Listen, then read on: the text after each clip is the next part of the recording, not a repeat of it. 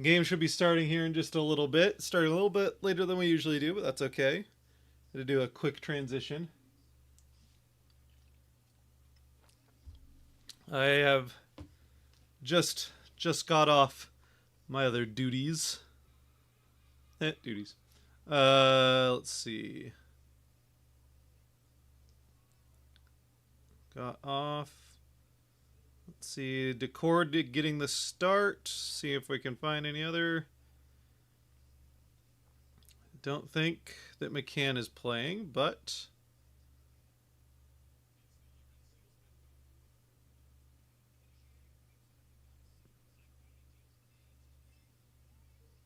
we know that McCann is with the team, and practicing, so that's good sign.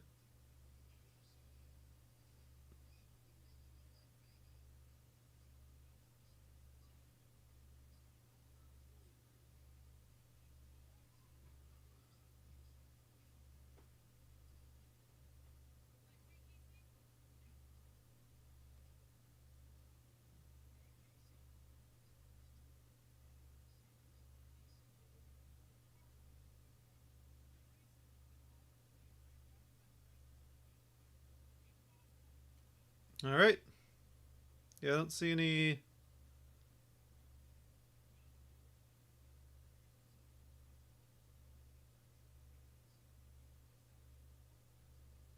Don't see any news on McCann. All right. I think we're good.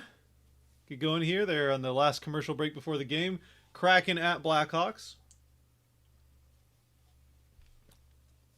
Both teams are surprisingly playing pretty well so far this season. Connor Bedard obviously having an incredible bounce back year after his sophomore slump last season, which was still a pretty decent season, but compared to where he was that first year, and he's going to be definitely a player to keep an eye on here in this game, playing with ex-Kraken Andre Burakovsky as well as Ryan Donato. But I think Burakovsky is actually currently on Bedard's line, so that is part of something to watch there.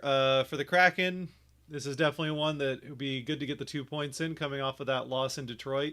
Get back on the point streak. Get back to getting some points. They'd been getting points in most of their games since the loss to the Blackhawks or to the Sharks, but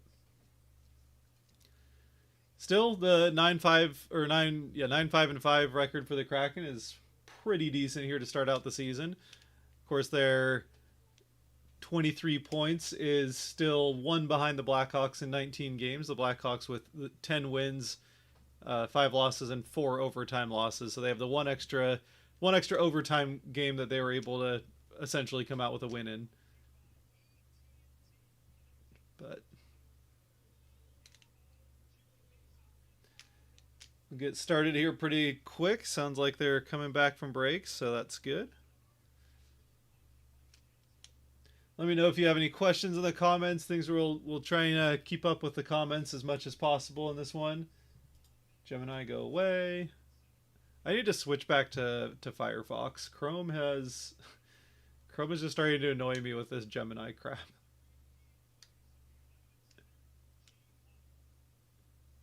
All right.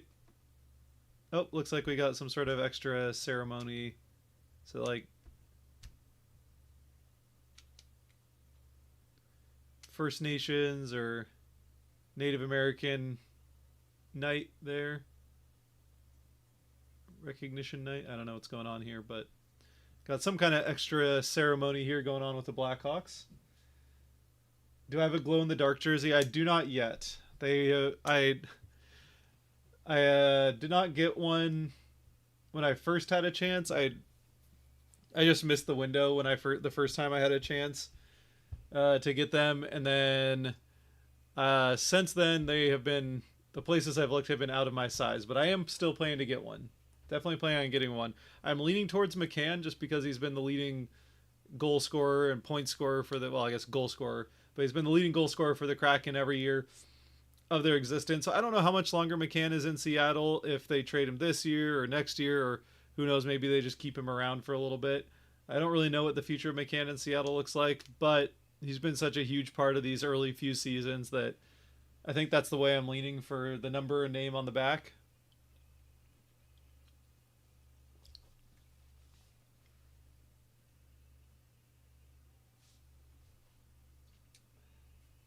I already have. Let's see who.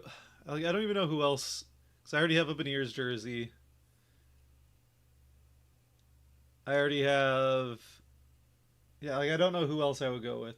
I still have my number 32 jersey from year one. Yeah, this one, the one that I wear for the R&Rs is a 32 jersey, and I don't really feel like I need more than one 32 jersey. I mean, I guess it'd be kind of cool just to see the the one dude just checking his watch.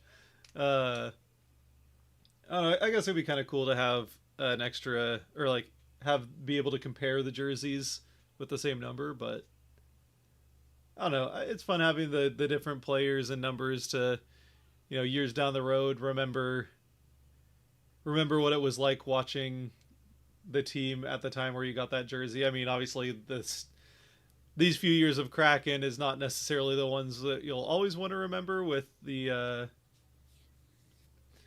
performance of the team other than the one playoff season, but still the first years of Kraken hockey would be fun to watch. Oscar Fisker Milgaard, second Kraken draft pick to make an NHL debut this season. Oscar Fisker Milgaard getting the start.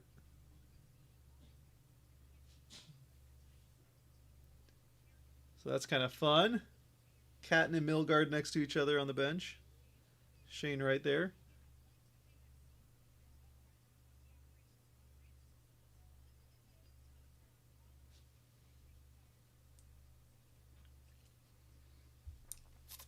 Kraken just keep calling up Firebirds. Joey Decord back in net.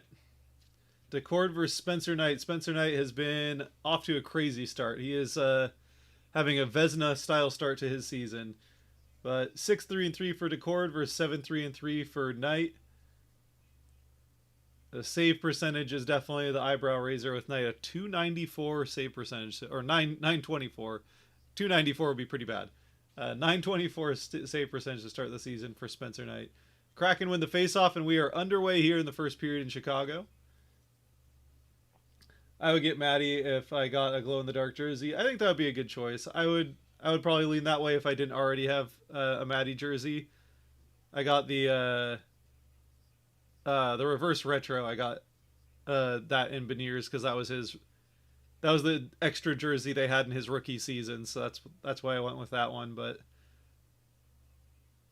yeah, if I didn't already have one, that's probably the way I would go. Here we go. Out. Eberle, shot from out. Does get shouldered down, then Beniers whiffs on the bouncing puck. So, one early shot here for the Kraken as Burakovsky comes in. He'll turn it over to Jaden Schwartz. Vince Dunn turns it over. Almost, but he's able to get it back from Bedard. Well, he did turn it over, but he's able to get it back from Bedard down in the corner, or down behind the Kraken net. Burakovsky up to the point. The Kraken having a hard time getting out of their zone. Blackhawks trying to get down into the... Here we go. Chipped out.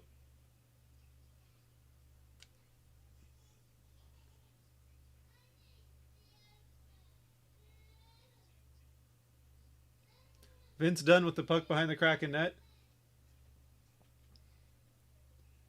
Playing through. That's... Oh, here we go.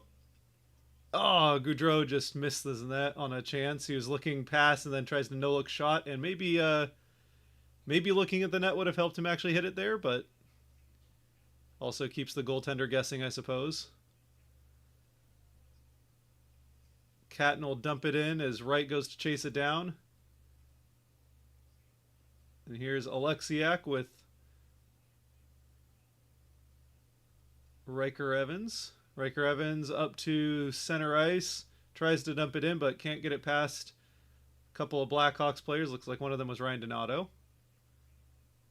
There's Oscar Fisker Milgaard out there for his first shift. Out on the fourth line with Cartier and Winterton. He'll dump it in. Here come Winterton and Cartier. Same team, guys. One of you take it. Now Bedard has it. Oh, that's a nice little pass.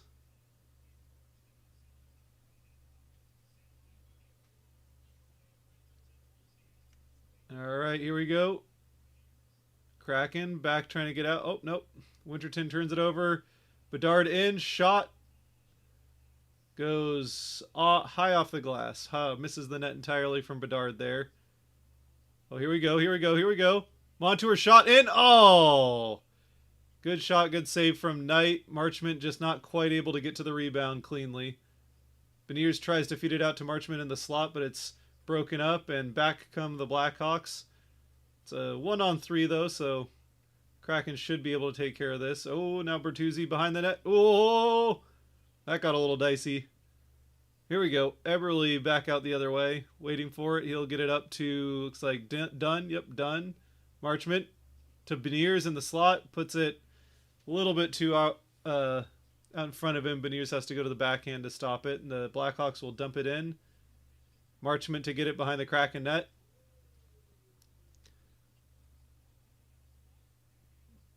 It's Bertuzzi pestering Decord up by the net as the Blackhawks try and get set up. Just rimming it around back and forth. Here we go. Here's Burakovsky with it. Oh, whiffed on, but they're able to keep it in. Bertuzzi and Burakovsky. Burakovsky now behind the Kraken net. Up to... Oh, tries to get it up to Nazer, but isn't there. There we go. Nice break up there from Schwartz. As the Kraken will get out. Eberle will drop it to Beniers as Beniers will get it down to Dunn, and the Kraken will roll a change. Here's Schwartz out with it. He'll get it to Alexiak. Alexiak down deep into Chicago's end with the puck. Tries a tight angle shot, but that is sealed off quite well by Knight. Not a very good chance of scoring that one. Knight out to play it. Schwartz up to the point. Nobody there. Evans does get to it as Tolvanen gets it now at center ice. It'll be dumped in by Schwartz for Tolvanen to go chase. Oh, almost found Stevenson alone in the slot, but that's going to come all the way back out the other way. Is that Mikheyev? Yep, Mikheyev. Oh, here we go. Shot right into Decord's chest, and he'll make the save.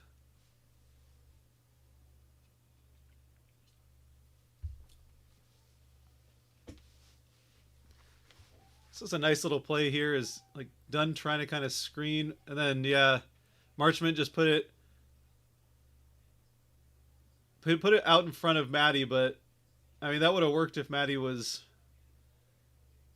the other hand, right-handed shot. But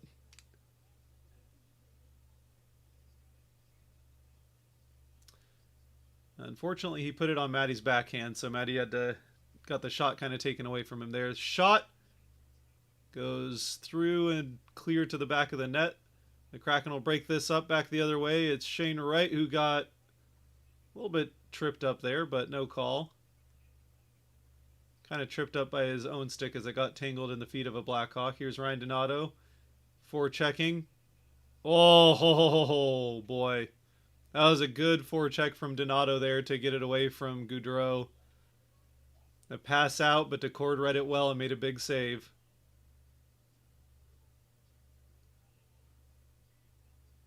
Yeah, Mikheyev got it out to the slot.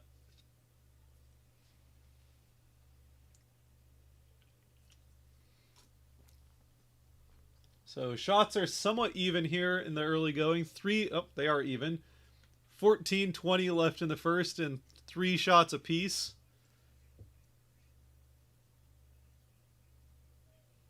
It's been, I would say, I want to go so far as to say sloppy, but it has not been the cleanest defensive play from the Kraken. They're getting their chances offensively, which you kind of expect against this Blackhawks team. They're going to give you some chances, but they will definitely take advantage of any mistakes you make.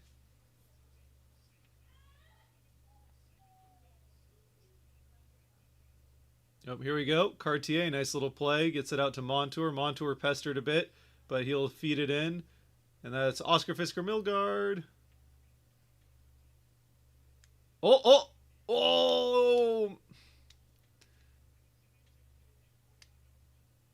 He almost had a chance in front of the net. He tried to just strip the puck from a Blackhawk right in the low slot, but didn't quite get it. All right, here's Dunn and Larson starting the breakout. Larson back to Dunn. Dunn looking for a pass. Gets it to Beniers, and Beniers is going to have to wait for the Kraken to get back on side. They do.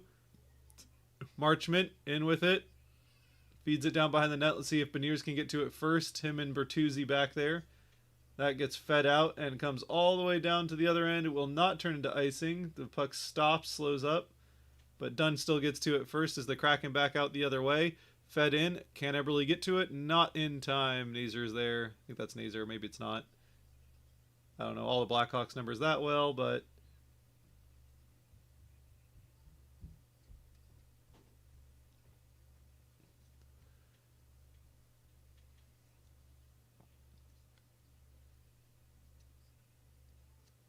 all right, here we go. Come on.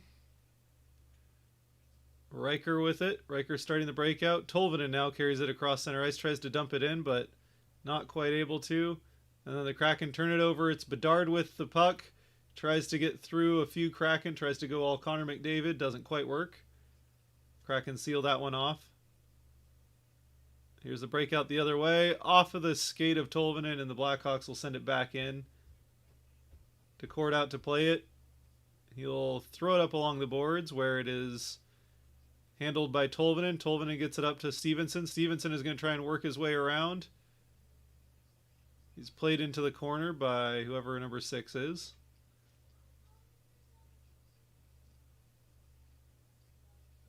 Here we go. Right up to the point. Lindgren.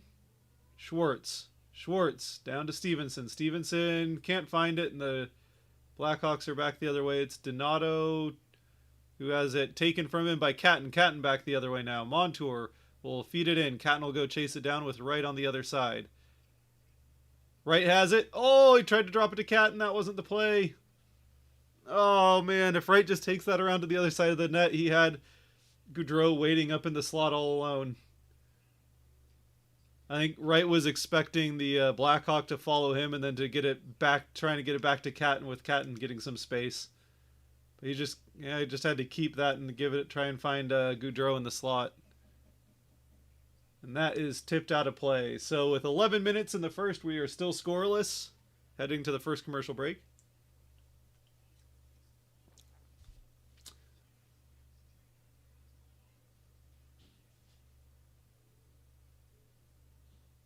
OFM.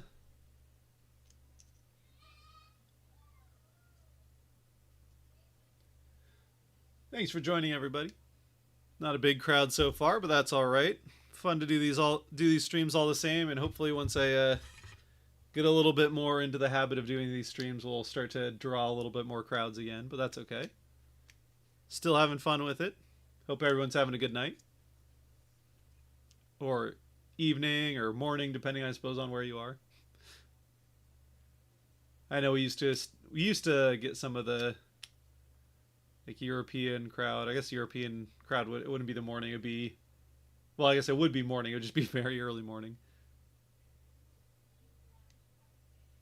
So probably not too many Europeans in this one. But let me know if I'm wrong.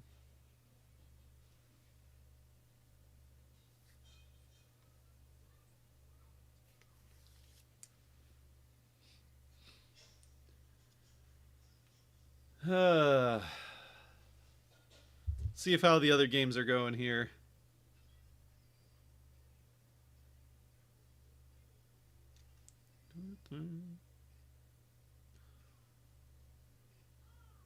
Looks like Edmonton is up 1-0 on Tampa Bay. Oh, halfway through the second, Blue Jackets are up 1-0 on Toronto. Capitals, midway through the second, are up 3-1 on a Montreal team that has kind of started to fall apart. Islanders up 4-0 against the Red Wings. Woo. Panthers up 1-0 over the Devils. Blues up 2-0 over the Flyers. And yeah, like I said, Edmonton at the end of the first up 1-0 over Tampa Bay. And here we are scoreless. With 11 minutes left in the first.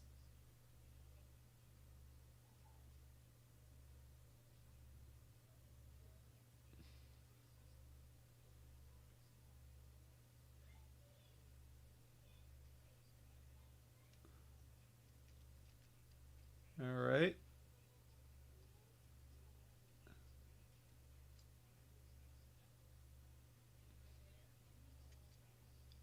Kraken fighting for it, fighting for it. Down behind Chicago's net. Eberle is trying to get to it, but the Blackhawks will eventually get possession here. Oh, Eberle and Beniers go and force a turnover there. Beniers now alone behind the Chicago net. Will work it up along the boards. He gets it up to Dunn. Dunn feeds it down, but it is turned over. Kind of took a weird bounce off somebody. And the Blackhawks will dump it in as they go and get a change. Dunn now will collect it back behind the Kraken net as the Kraken also change. Dunn now looking to start a breakout. We'll get it clean up the ice. And it was turned over and turned over again. But here's Oscar Fisker-Milgaard. Passed out to Winterton, a little bit out in front of him. OFM chasing it down.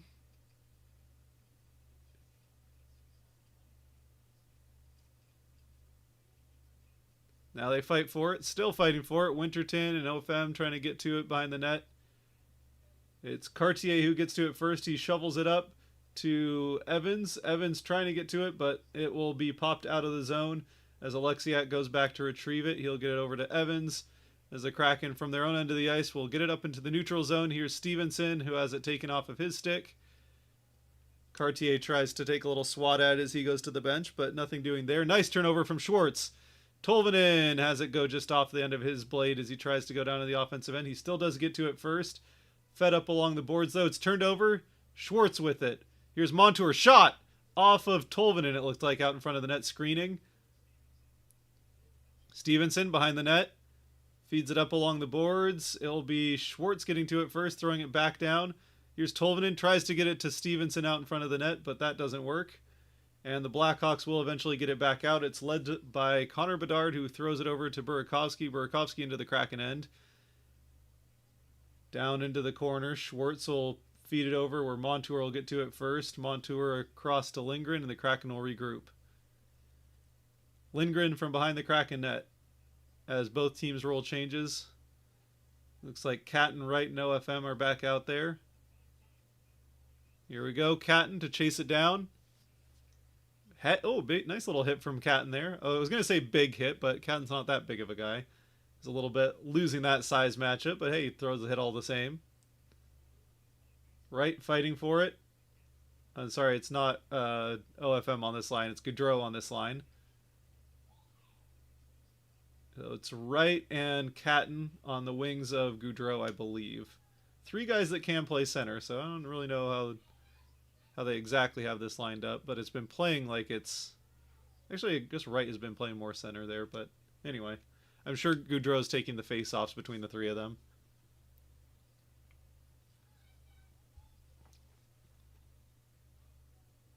Beniers pestering. Dumped in. The cord from behind the net gets it over to Evans. Evans feeds all the way up, tries to get it to Beniers. A tip there. Doesn't work. Oh, turned over. Beniers, shot! Oh! It was partially blocked, largely blocked by a Blackhawk, and that nearly sent it to the far side. It almost trickled in. But a nice chance there for Beniers. Beniers now creates a turnover in the neutral zone. The Kraken back into the offensive end. Up to Alexiak. Alexiak the shot. Seen cleanly all the way down along the ice. An easy save for Knight there. Beniers tries to get it down to Eberle next to the net, but it's a little too slow playing. Eberle shot! Oh, what a chance. But just put it right into the chest of Knight again. The Kraken, a nice shift there. Couple good looks. Doesn't happen for him, but they did get some good looks there. 6 shots now to 3 for the Kraken. So we're now, I think, about 8 minutes without a shot on goal for the Blackhawks, but Bedard does have it in the Kraken end, so circling around. Shot. Oh, Decor makes a couple saves, one from well out and then a rebound chance. Here come the Blackhawks again. Shot, save made. Pretty easy save on that one. But the Kraken need to stop this flurry of action as the Blackhawks get 3 quick shots there in response. 6 minutes left in the first as the Kraken do get back out the other way, but this will go down for icing.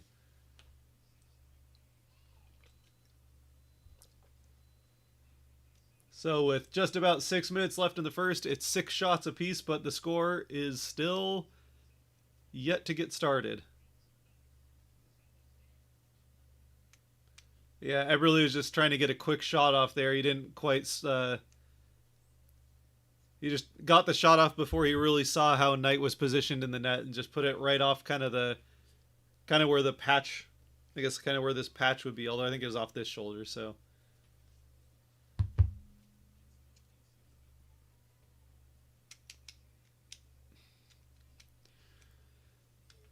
Game streaming is always on Amazon Prime, or obviously on your local broadcast station in Washington, at least.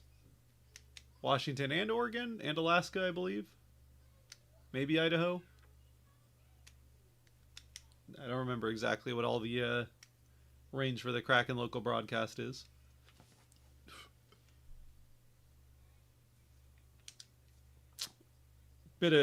Get a bit of a commercial break here.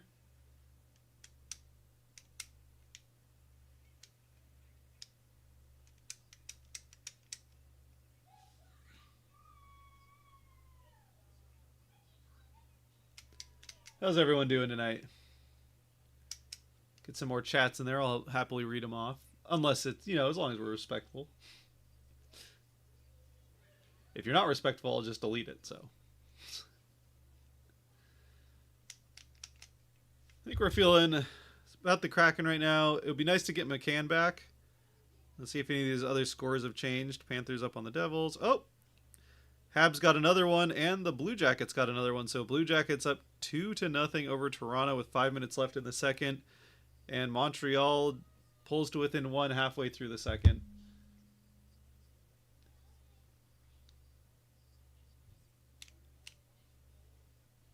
Yeah, that Bedard shot, I don't know if it got redirected, but kind of ended up riding up high on Decord, but he makes the shoulder save there. Yeah, and so here's we got Elise Goudreau taking the face off with Wright and Catton on either side. Looks like Goudreau is playing more of the center role there, not just taking the face offs. Which I don't know. I feel like you're going to eventually want either Catton or Wright to be the center. I think probably Wright. And I get that you're trying to just be as competitive as you can right now with the season, the start to the season the Kraken have gotten off to, but I don't know. I guess to me it feels like Wright should be getting more chances at center. Here we go, a little chance developing for the Kraken. Lindgren, a shot, seen all the way, and the save is made by Knight. No traffic out in front of the net, so he's able to make that easy save. And we'll get another face-off in Chicago's end, as we now get a picture-in-picture commercial, everyone's favorite.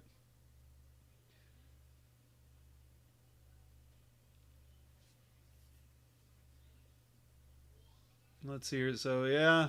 Catton was trying to get the deflection, but with no screen, if that doesn't get deflected, it's a very easy save for Knight, and sure enough, it was. All right, it's Stevenson down here facing off for the Kraken, and the Blackhawks will win that face-off. They will get it out, aerial clear into the neutral zone as the Kraken do collect it and head back the other way. Well, Stevenson, a bit interfered with there. Not enough for them to call it. But Schwartz gets the turnover, dumps it in. Tolvanen will get to it down in the corner. He'll get over to Stevenson. Stevenson tries to get over to Tolvanen, but that's broken up a bit. The Kraken still with it, though. Up to the point. Done. Shot on through traffic, but it goes wide. No tip. Here's Larson. Larson tries to get it out to Dunn, but that is Donato with the picking it off. And Stevenson, I don't know what Stevenson was. That was a very slow back check from Stevenson there. I don't know if he just didn't realize there was nobody else there, but he could have easily gone and taken a shot away from Donato there. But Donato does get the shot off. The Kraken will get a bit fortunate there that Donato didn't get the shot on goal. Shot from that was, cross. Kraken firing it on both sides of the net as Marchment was trying to find Eberle, I think, on the far side, and then someone on the far side for the Kraken just kind of throwing it to the back to the other way, but here we go. Beniers shot! Shouldered off by Knight. That one was on goal. I think a pretty well placed shot from Beniers there, but a good save with the shoulder for Knight. Beniers another good look. He's getting some good chances in this one. That was onside? Okay. Hard to tell from the angle, but it looked off. Evans, the shot. And it is caught by Knight as Marchment falls over his back. The shot from Riker Evans. All right. All right. Some good action there from the Kraken. The first line looking good again. And Beniers is going to start scoring here at some point.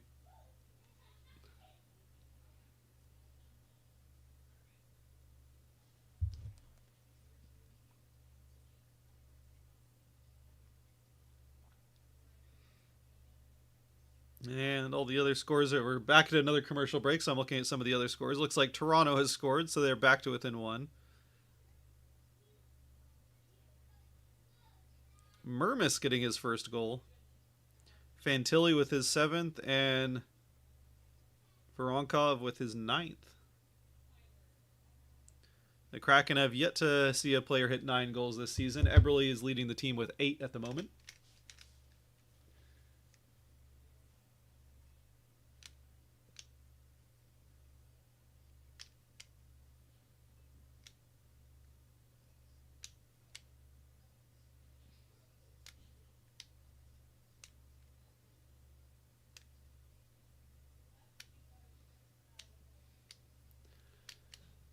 All right. Well, I would say overall a pretty good period so far for the Kraken.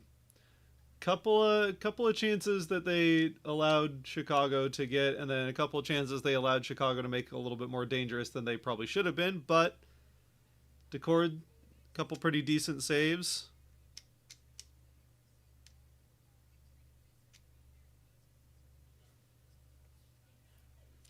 Oscar Fisker Milgaard's family there. Mom, dad, and brother.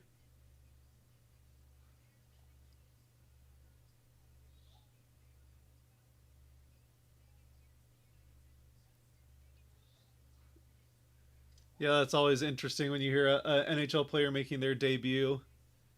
Like, it's pretty common that a player making their debut just doesn't get a ton of notice, and so then the family has to scramble to try and get a flight and get out to wherever the game is, which, especially given the issues with flying right now, I'm sure that was, maybe it wasn't too bad. But we got some icing here. The Kraken lost the face-off, but the Blackhawks iced it. So the Kraken leading the shots 9-3 with 3:22 left in the first. We get down for another face-off in Chicago's end.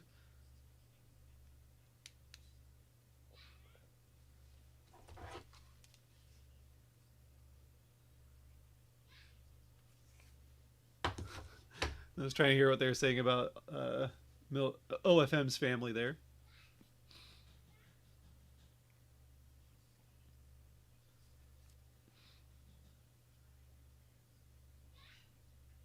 Oh, Wright is able to get to that. Kind of a draw a bit on the face-off, but Wright is able to win it for the Kraken. Out front! Oh! Goudreau just isn't able to try and kind of hook it back the other way. Here come the Blackhawks on a bit of a rush. Get into the offensive end. Well played defensively from Catton. A little bit of a scramble around the net. Wright can't get to it clean. The puck down into the corner. A shot on. Big save from Decord there. Nazar had a good chance. Here's Catton.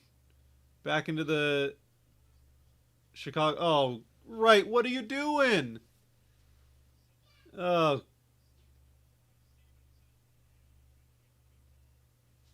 Oh, guys.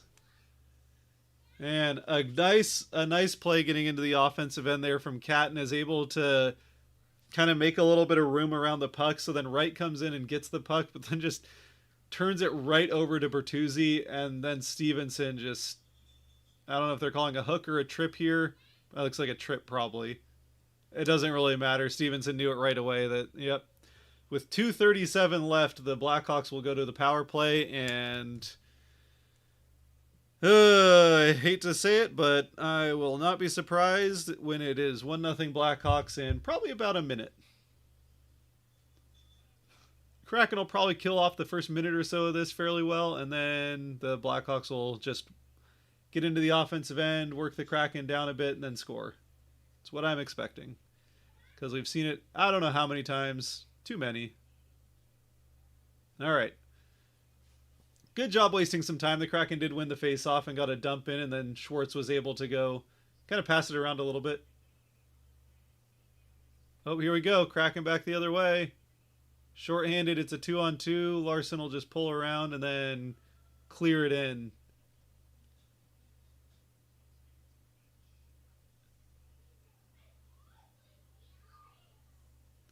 And we'll have to see a replay there. That was a Blackhawks player, I didn't see who it was, got taken down pretty hard. I have to see a replay to see if they potentially missed a call there, but he did have the puck. That was Burakovsky. Oh, and Burakovsky is out the door and down the tunnel. Hopefully he's okay. I don't want to see Berkey getting hurt. Blackhawks try to get across the blue line. Just barely do, but then it's a nice breakup from, I think that was Lindgren. As the Blackhawks are now into the final 45 seconds of their power play, they get into the offensive end, and then it's a clear from the Kraken. So the Blackhawks not able to get really set up in the Kraken end yet. But with 30 seconds left, that could be more than enough time for this Kraken penalty kill to screw it up. We've seen it before. Just going to keep saying it and hope that I am proven wrong. Nice job there by Evans and Winterton to come over and clear that one down. Down to 15 seconds as the Blackhawks try to get in. Here's Donato. Evans along the boards. The Blackhawks will get it up to the point. They're finally set up for the first time with 2 seconds left. Nazar the shot. It's out here. Here's Stevenson and Schwartz 2-on-2 as the penalty is killed off. Schwartz out front. Oh, broken up. He had Stevenson on the far side, but a nice defensive play there by 72. Is that Vlasic? I think so. 13 seconds left. Chicago has it behind their own net. That will probably do it for this period unless they really screw something up here. Oh, here we go. Shot. Goes through. Rebounds there. And time runs out with a scramble in front of Chicago's net. We are scoreless through one.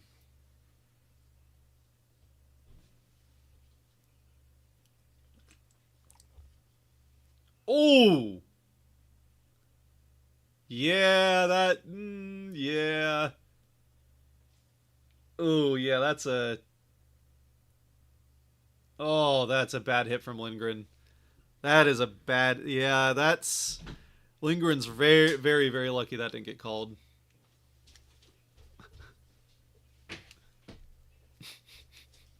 What are you ducking from? I don't want to be distracting. Why? To indicate that I didn't need you to pay attention to me. I wasn't asking something of you. Okay. Yeah, that's, I mean, I don't think Lindgren's trying to get his shoulder on the head there. Oh, welcome in. Welcome in. Hi, hi. Yeah, that was a bad hit from Lindgren. He's very, very lucky that wasn't a 5-on-3 for most of that power play. Burakovsky carrying the puck in, and Lindgren is trying to, like, he is leaning down trying to get him with the shoulder, but Burakovsky is leaned over as well with his head. I mean, his head was the closest thing to Lindgren, and it seemed like one where Lindgren could have pulled up there. Burakovsky had kind of just gotten rid of the puck, but it wasn't, I wouldn't necessarily say totally bang bang. Like, there was a second there. It was, I mean, if I'm a Chicago fan, I'm saying that's absolutely a late hit. I think it's a close call on how late of a hit it was, but it is a hit to the head nonetheless. So I think Lindgren got away with one. I think that's absolutely a penalty that they're calling if they weren't already on the power play. Of course, with NHL officiating, that we know with NHL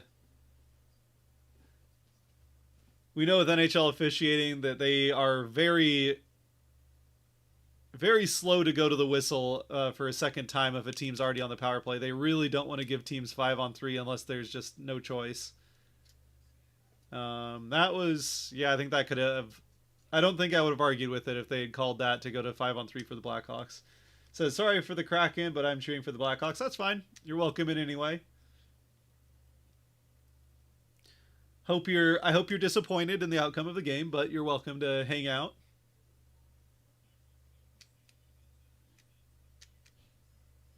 So far, though, it's 0-0 through one period.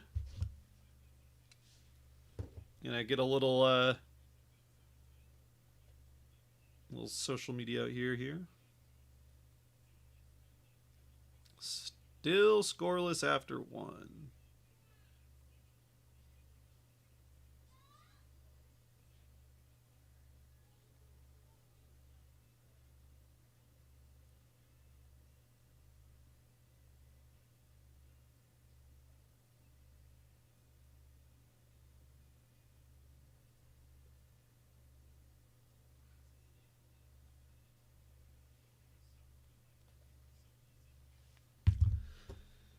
All right. I would say overall that first period for the Kraken was pretty good. The late penalty was bad. That whole sequence was just not great from the Kraken. You had actually that started off pretty nice. Puck up into Chicago's end that Catton is able to get in and win a little battle along the boards, or I should say set right up to come take the puck. So I'd say it's a win there along the boards for Catton. Wright getting the puck with open ice in Chicago's end. I don't know if he just saw someone out of the corner of his eye and thought it was his teammate, but he passed it tape to Bertuzzi coming out of Chicago's end. And then Chandler Stevenson, who has never, at least in his now year and a quarter with the Kraken, never been particularly good on the back check. It just draws a bad penalty on Bertuzzi, or I should say commits a bad penalty on Bertuzzi to send the Blackhawks to that late power play, which against all odds, the Kraken penalty kill actually did a good job of killing off that power play, so that's nice at least.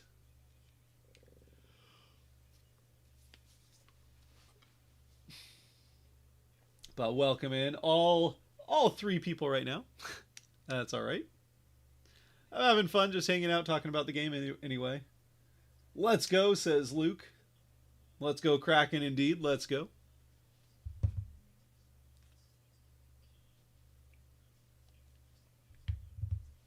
Talking to Maddie. Maddie had a very good first period.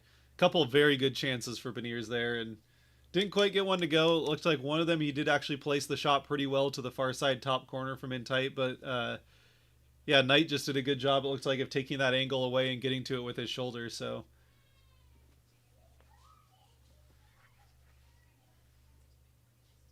Beniers, 11 assists on the season, leads the team. Not very many goals. I think just the one so far. I think he's still sitting on just one goal, which is not great. The pace for 4 goals on the season? We're going to need a little bit more than a pace of 4 goals for Beniers, but he'll hit a streak here pretty soon.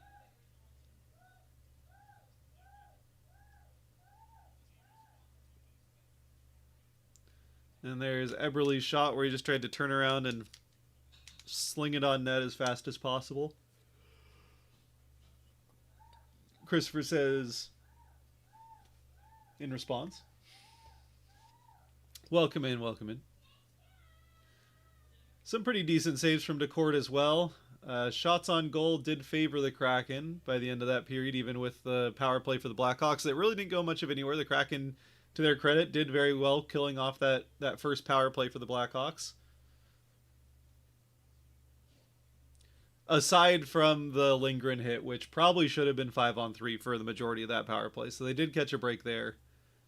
But yeah, hopefully Burakovsky's okay. It would not surprise me if he got a bit of a concussion there. So we'll see if he comes back out. But I mean, if the NHL spotters are doing their job, then they would have at least called down to say that he needs to go through concussion protocol. Hopefully Berkey's okay. Hopefully he's able to get back into the game. I mean, we don't want to see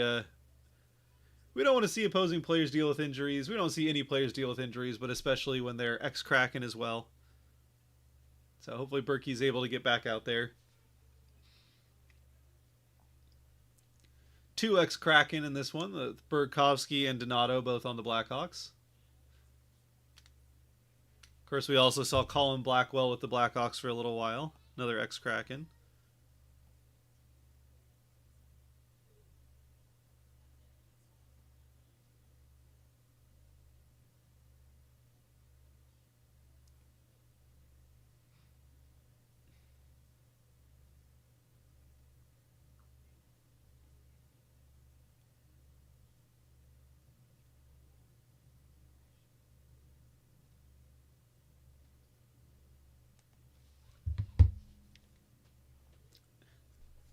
What do you guys think of that first period? Let's see. Hopefully he's okay, but he is made of glass. Yeah, that's true. In his time with the Kraken, he was kind of made of glass. Did lots of injuries that he dealt with, so hopefully he's all right. Of course, the 2 seasons or 3, 2 of his seasons with the Kraken, he dealt with those injuries that took him out midway through the first season, and then he got re-injured and kept him out until midway through the second season, which, yeah, it's just a tough set of circumstances for Burakovsky in Seattle, unfortunately. He was playing really, I think he was, if I remember, he was leading the team in points when he got injured in that first year.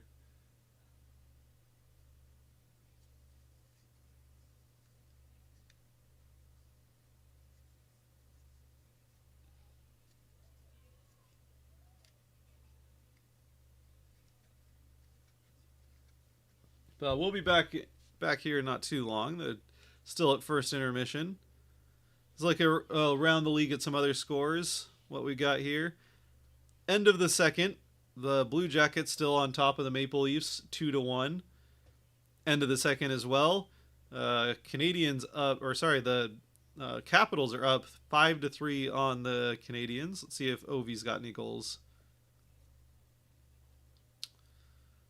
Oh, Ovechkin does have a power play goal in the first. Got the scoring started. Then, who's this? Eric Frank? He's got 2 goals. His first 2 of the season.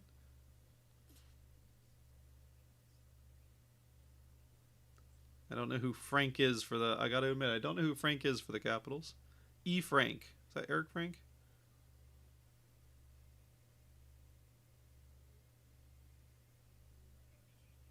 Ethan Frank, okay. Ethan Frank has 2 goals there. I don't know if those are the first of his career or what, but... let's see, then Islanders still up 4-0 over the Red Wings at the end of 2. Panthers still up 1-0 over the Devils at the end of 2. Blues and Flyers. Flyers have scored to bring that to within 1. It's still 2-1 Blues at the end of 2. And midway through the second, the Oilers maintain a 1-0 lead over the Lightning. Would be nice if the Lightning could get that. Ovi scored off the face-off. Yep, that makes sense. I've got to finish my workout so I can get my new alternate sweater on. That should help improve things. Who did you get on the new alternate? I'm still looking for my size with the new third jersey, and I have yet to fully decide on who I want to have there as the. I've yet to fully decide who I want to have as my player on that alternate. I'm still leaning towards McCann, so I think that's where we're looking, but. 0 goals for each team, 17 shots on goal for the Blackhawks, or for the Kraken to 12 for the Blackhawks. So the Kraken 17 shots on goal is kind of crazy. Do they actually have 17 shots on goal? I don't know if I believe that. I think that was shot attempts. There's no way they actually have 17 on goal in a period.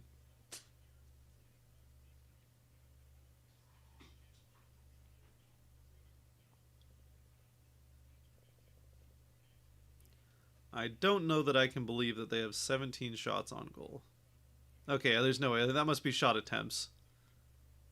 The Kraken have 9 shots on goal. That makes a lot more sense. That must have been shot attempts that they had on the little thing there. Our boy Joey. Yeah, Joey with 7 saves on 7 shots so far, and Knight with 9 saves on 9 shots the other way.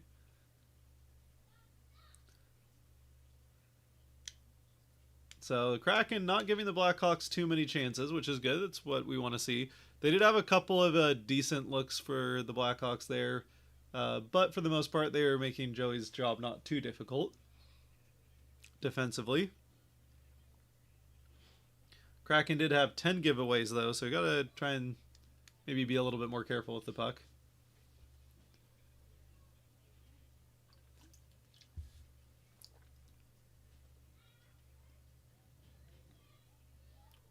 Here's Beniers. Nice play. Yeah, he has been so good in the neutral zone this season, actually in both directions. The number of turnovers that Beniers has created in the neutral zone, and then also his ability to just one-man transition through it.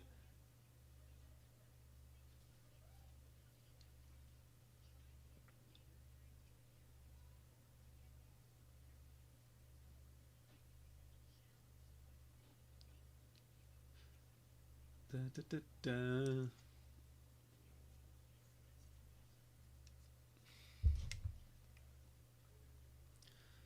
Getting to just about 6 o'clock. We should be getting back to the second period here pretty soon. Let's check how fantasy things are going. Ah, yes, my team's still doing well. Okay, well, actually, not doing that well today. Oh, Zegras has an assist. Kyrie's got a power play assist. Montour with a shot, a hit, and a block. One of each.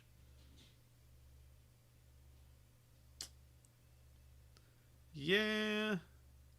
Could use some more points from the boys. That's okay. Good evening, boys. Good evening, Kevin. Came out looking better than we did 2 nights ago. Let's keep this up. This game is ours. Yeah, I would say, again, pretty good first period. A couple sloppy moments, but nothing too terribly bad.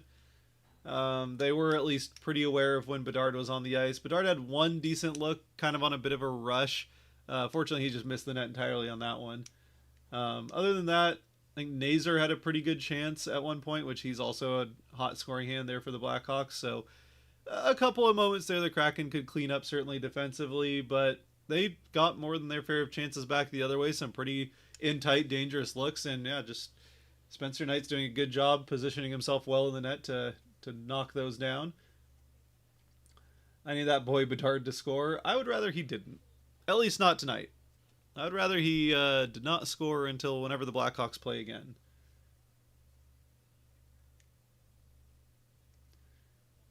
This week is rough for both my hockey and football fantasy. Yeah. I think my football team might do well.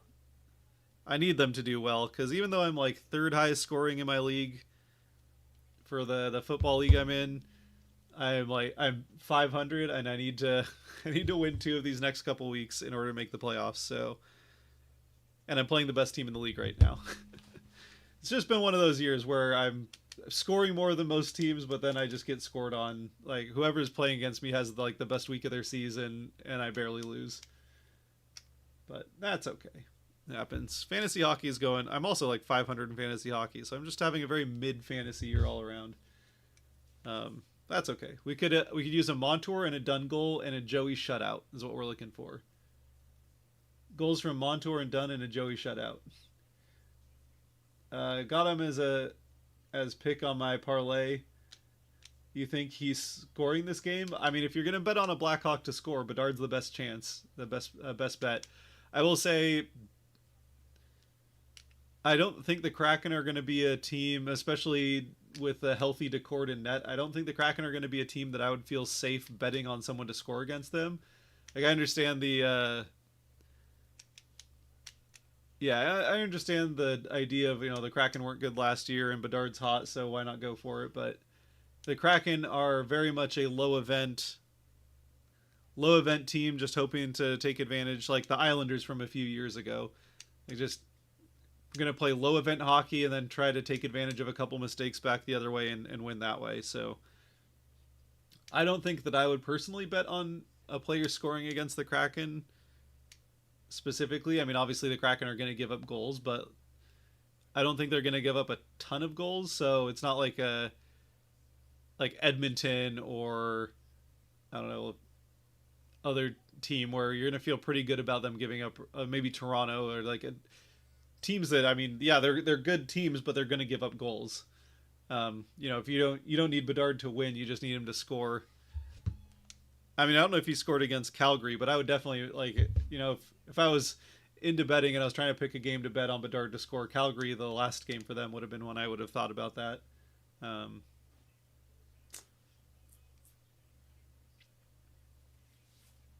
I don't do too much of it myself, but yeah, will Bedard get a goal? I wouldn't be surprised if he does. Again, if you're going to bet on a Blackhawk to score, Bedard's your best chance. But we'll just say that I'm hoping he doesn't. Nothing against you personally.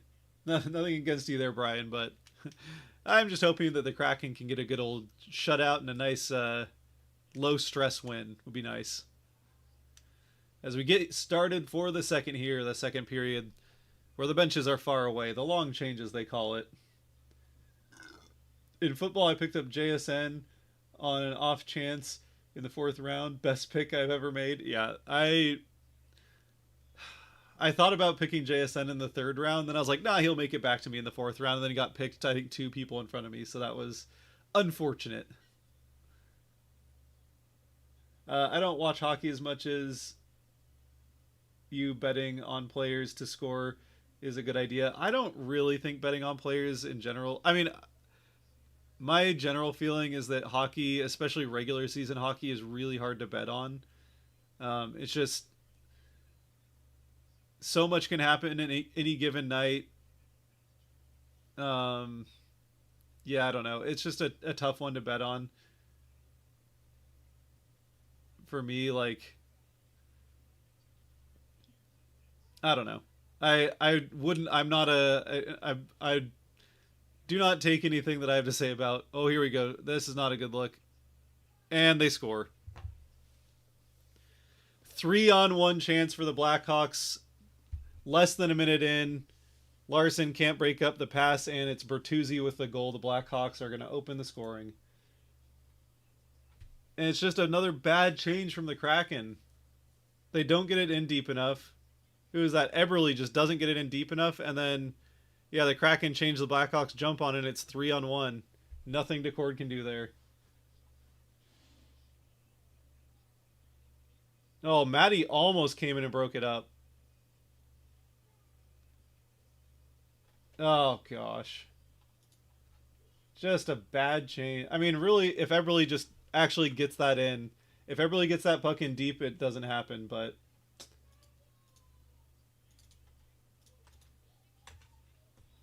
we've seen that a few times this season where the Kraken just cannot, like, they've had these bad changes in the second period. Overall, I think they've been a good second period team, but when things go wrong, it's off of bad changes that they take.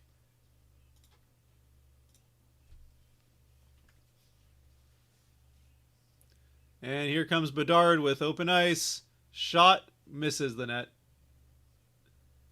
That was not a full breakaway. He had someone in his back pocket, but another somewhat open look for Bedard.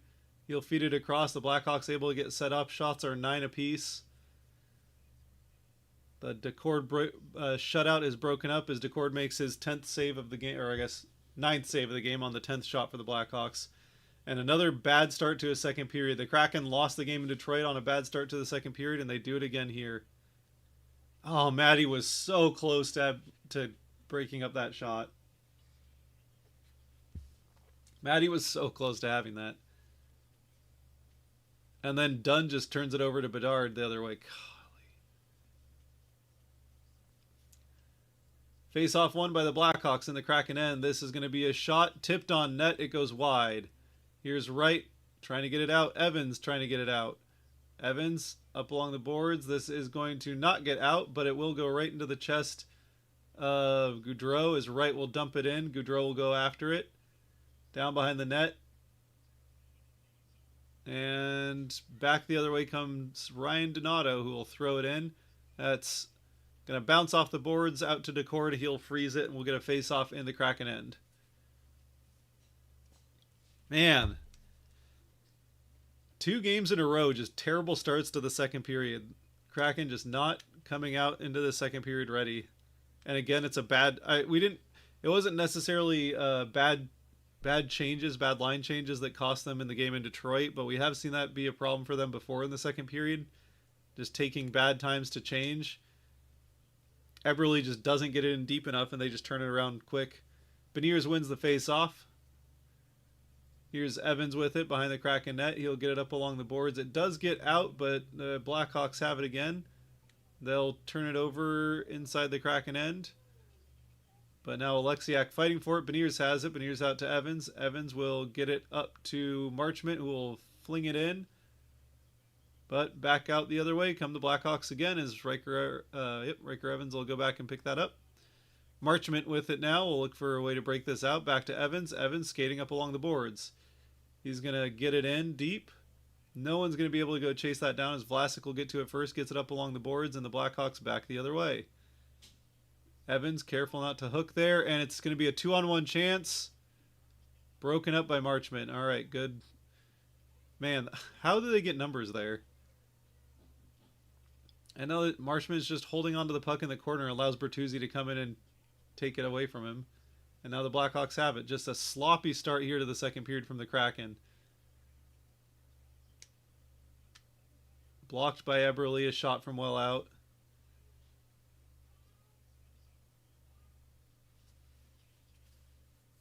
Man, the Kraken need something to here to turn this momentum around. Well, that'll help. Not turn momentum, but at least gets them going the other way. Beniers stretches out to get that shot by by Cartier, and there's nobody there. Oh, goodness.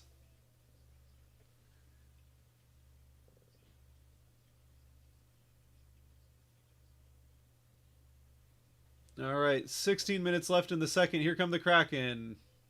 And it's broken up well. Nice defensive play by the Blackhawks there. That goes into the Kraken bench, and we'll get a face-off. Looks like a face-off in Chicago's end. Kraken need to wake up. I would agree. Yep, they came out pretty bad into the second period. That's for sure.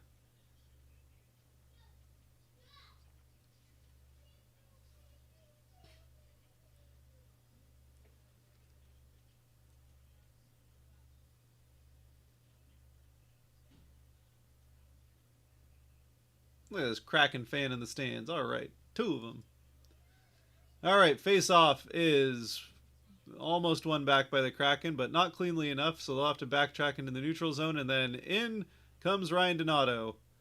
The Kraken will get this back out the other way, though. Here we go, a little bit of a rush chance. Tolvanen to Larson coming in. Here's Schwartz will go play it in along the boards, but the Blackhawks, Donato back out the other way.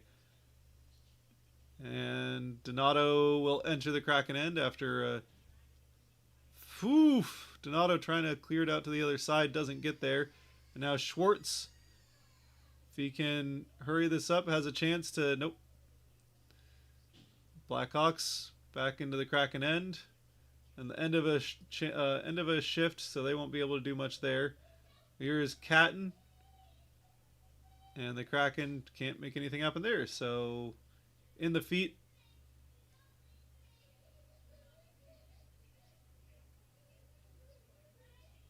I think that was Stevenson that just got shoved over. Here's Catton. Right. Dumps it. Gaudreau, and nobody's at the point. Where are the Kraken defensemen? All right. And it does get into Chicago's end, but Chicago hasn't. That should be an icing. Nope. Must have been waved off. Decord goes back to play it.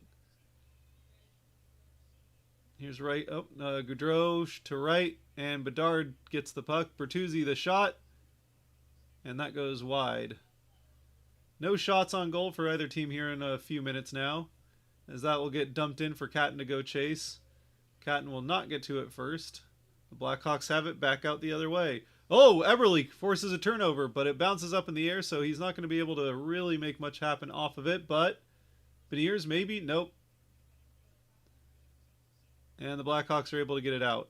Man, if that could have just been a clean takeaway for Eberle, he might have been able to get a good scoring chance off of it. But that'll be, yep, delayed offside, so the Kraken have to regroup, and the Blackhawks will get possession in their end.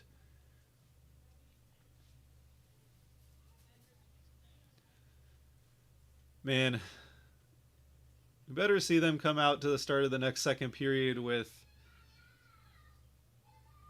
their best start to a second period we've seen in a while after two just absolutely terrible starts to second periods. I mean, this one not as bad as the one in Detroit. They at least stopped it at 1 goal, but they gave up a chance right after it. I mean, they gave Bedard a chance. Oh, here comes Winterton in. Shot from well out is partially blocked. That'll go out of play, and we'll get a face-off in Chicago's end.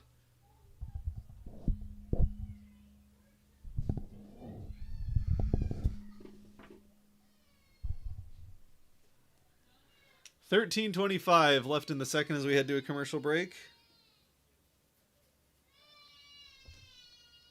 We have some upset children upstairs. Checking around the league. Scores, have any scores changed? Nothing has changed. All the scores are the same. Avalanche Rangers has just gotten underway, and Golden Knights at Mammoth just underway. The Kraken yet to play the Mammoth. Never played against the Mammoth. I think they beat Utah both times last season, though. So, or I guess 3 times? Did they sweep Utah last season? They might have. I don't know. Maybe not.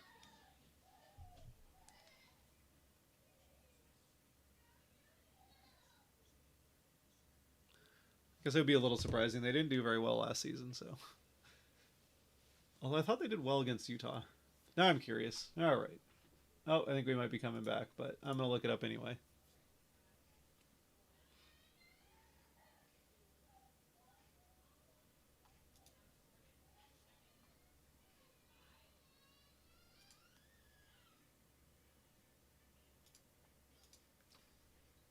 Kraken have yet to play the Mammoth, so they've played Utah, but they've never played the Mammoth.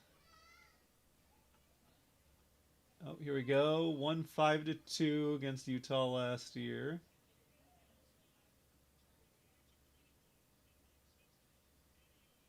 Oh, no, okay. They lost 7-1 in Utah at the end of last season.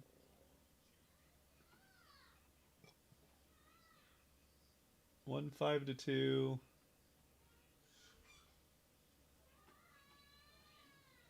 I don't know where the third game is. Well, whatever. We're back.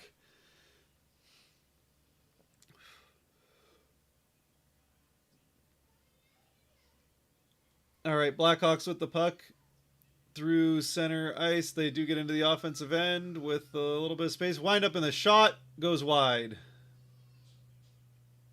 Oh, and Decord, another shot on net. Finds its way to Decord, but he's able to freeze that one down pretty easily.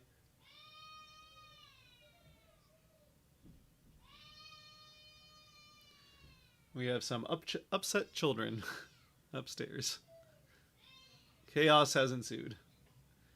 It's been a tough day for the boys of the Brendan household. It's been a tough day for those boys. Oh, Toronto tied it. So Toronto back from 2 down has tied that game in the third.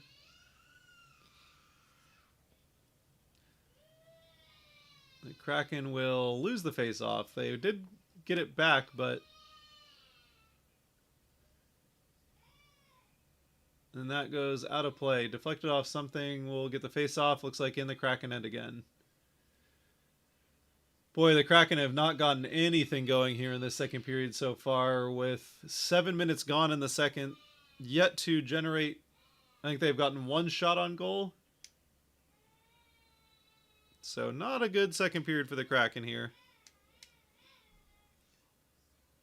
It's been the... It's quickly becoming the story of the road trip is bad second periods.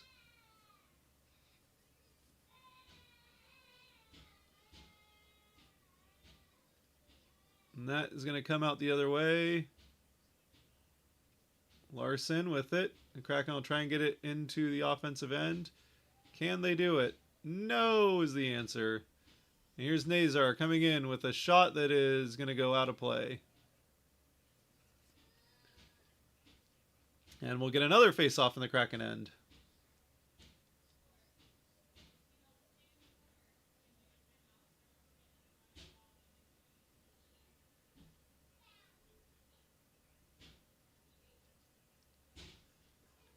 All right. Come on, guys. Let's get something going here.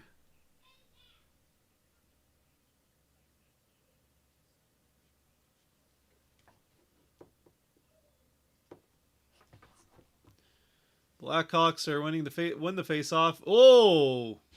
Chance out. Where did the puck go? They got a couple chances there. One of them ended up on net, but Decord was able to shut that close one in down. Here's Bedard with space, though. He's going to skate around with it. Beniers no stick. Yeah, Beniers no. So this is like a... Beniers stick must be broken. It's sitting out there, but it's got to be broken. It doesn't... Whoa, Decord a big save. This is like a... Oh, Beniers a block.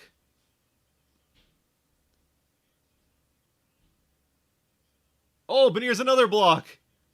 Oh, they still can't get to it. Bedard now with space.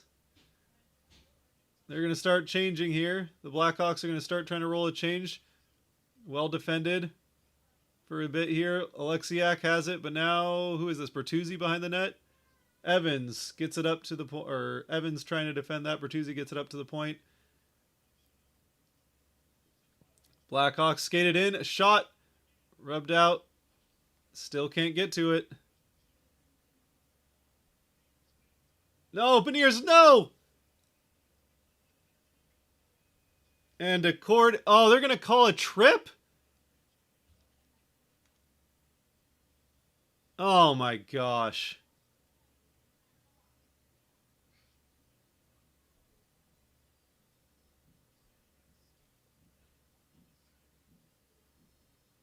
Man, Beniers with 2 or 3 blocks without his stick there.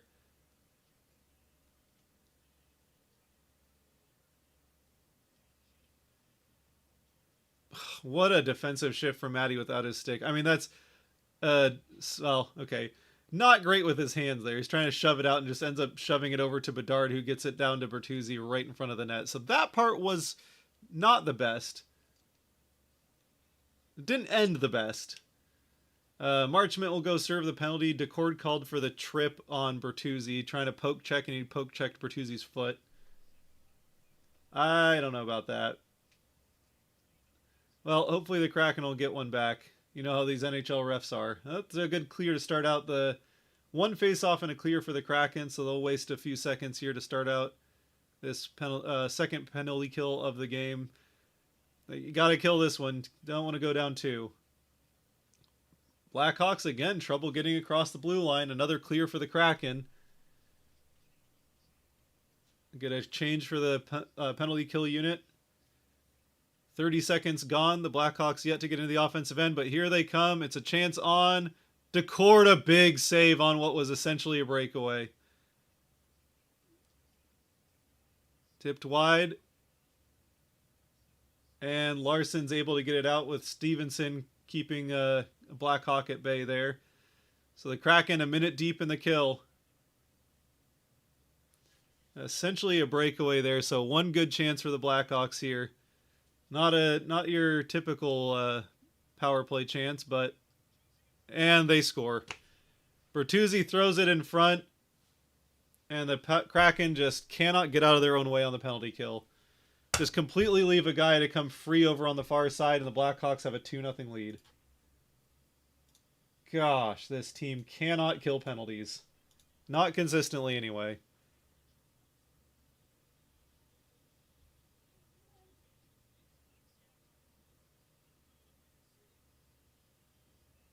I mean, yeah, I don't know. Alexiak's got to get his stick on that.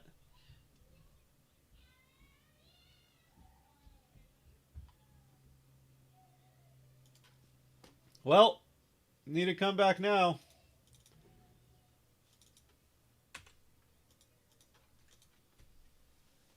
Yeah. I mean, there's nothing Decord can do there. Just you need to be able to defend that, and they don't. Alexiak had a chance to get his stick on it. He's got, I'm sure his stick is longer than Bertuzzi's, and he just let Bertuzzi get around him and beat him to it.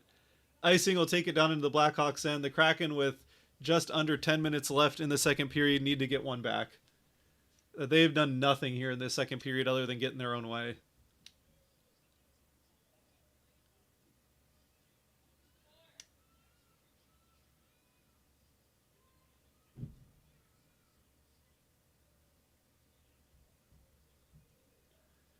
Oh, gosh.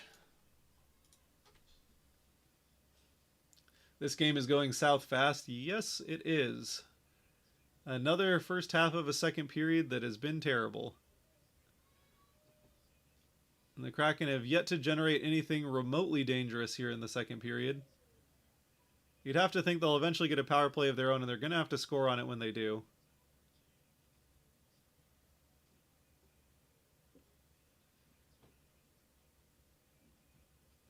You have to be able to kill off penalties. Like,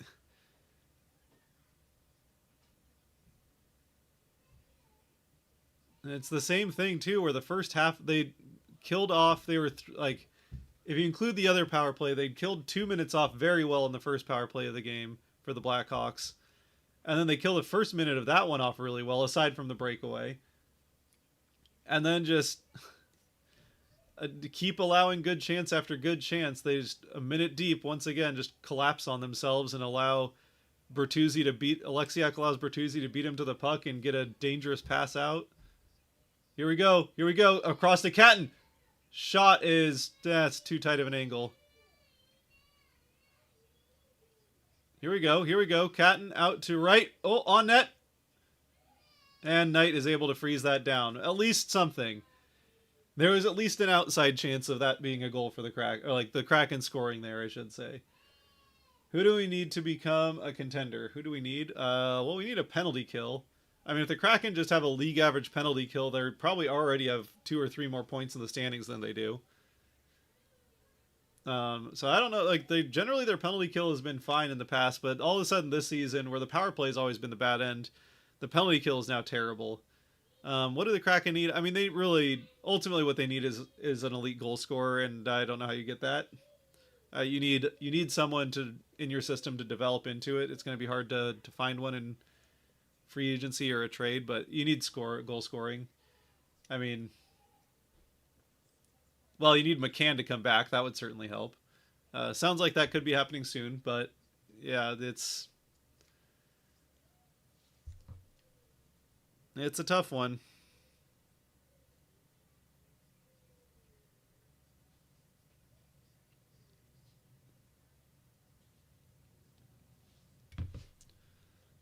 And I just don't know what you like.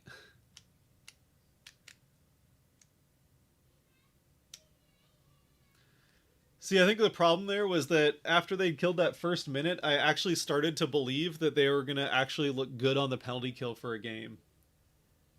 I actually believed for a second. I mean, they give up the breakaway chance, and I kind of thought, yeah, see, there's the Kraken penalty kill we know. We're just give up this breakaway for no reason. But Decord made that save, and so I thought, okay, you know what? They killed the first penalty really, really well. They gave up one bad chance, but other than that, they've killed it well. And then they just give up another one. He's like, nope, we can't just do a game with a penalty kill that is even remotely NHL level.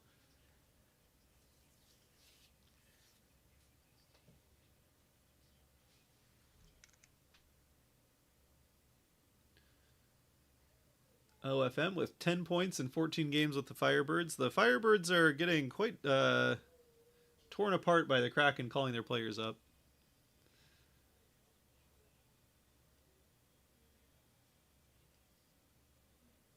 All right, Kraken will win the face-off. No. All right, Blackhawks get to it. And it is iced, so they'll get another chance to win a face-off. Golly.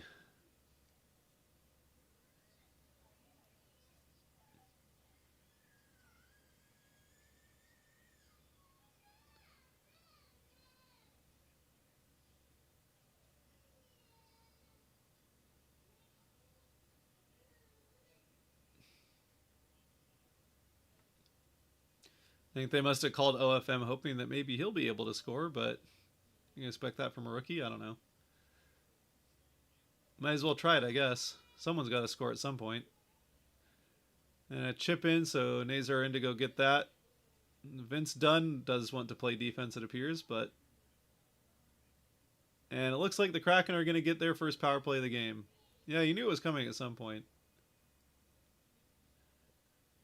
I'll have to see a replay. I didn't see much there that was worthy of a penalty. Got to score here? Yep, you got to score on this power play.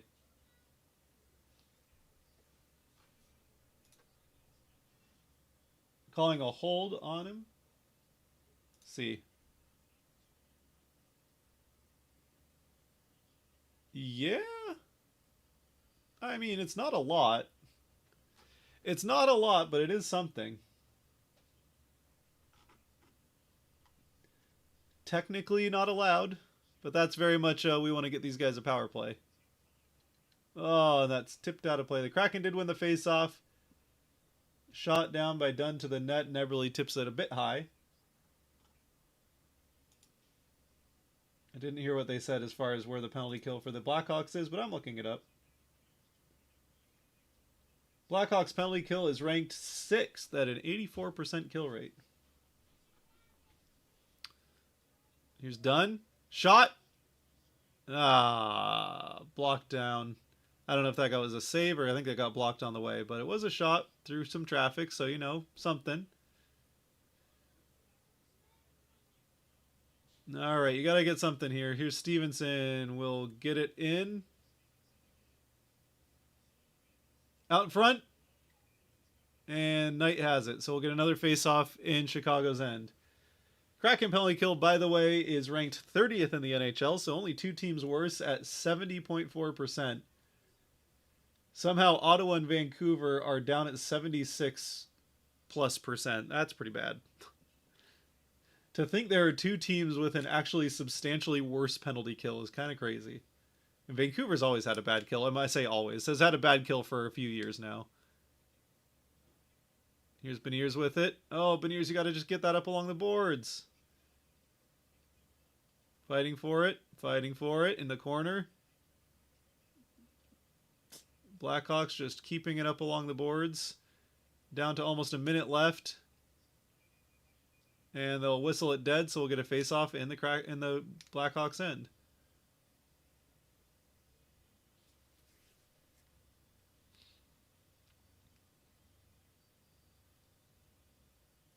And here comes the second unit.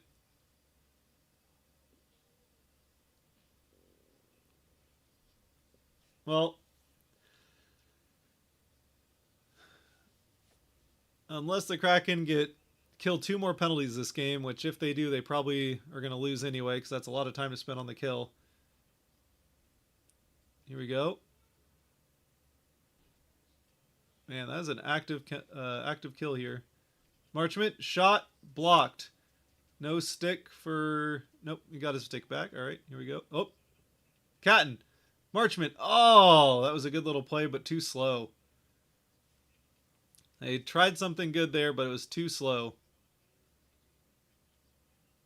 And the Blackhawks don't get it out. Nice keep by Catton.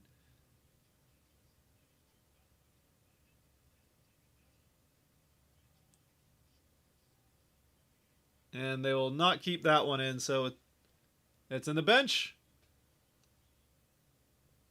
So we'll get another face-off in the Chicago end.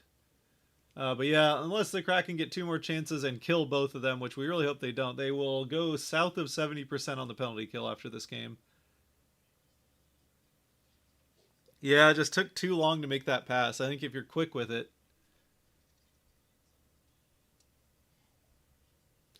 If you're quick with it, maybe, but... Kraken power play at 20%, so they're right about league average.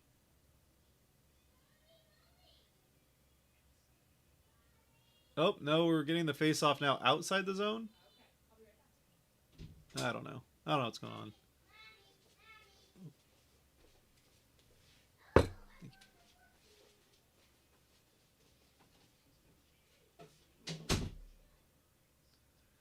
And the Blackhawks win that face-off. They'll dump it down. 20 seconds left on the Kraken power play. Now 15 seconds left on the Kraken power play as they get into the neutral zone. Coming in, 4-on-3 across. Aren't able to generate anything much there. Tolvanen is trying to find a way to get it up to... Oh, and then Stevenson just whiffed on it. And now it's a 2-on-1 out of the boxes. Nazar, the shot is saved by Decord. They just give up a great scoring chance right away. Oh, boy. Yeah. They're going to need a great third period or some miracle to happen here.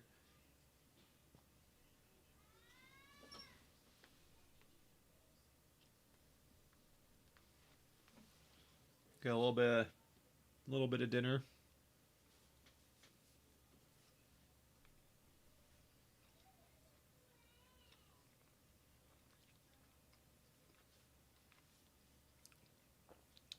All right, Bedard versus Gaudreau in the Kraken end. Shots on goal are 18-14 in favor of the Blackhawks, but they've got 2 on the board, and the Kraken yet to get 1. Not actually going to get shut out by the Blackhawks, are you? Oh!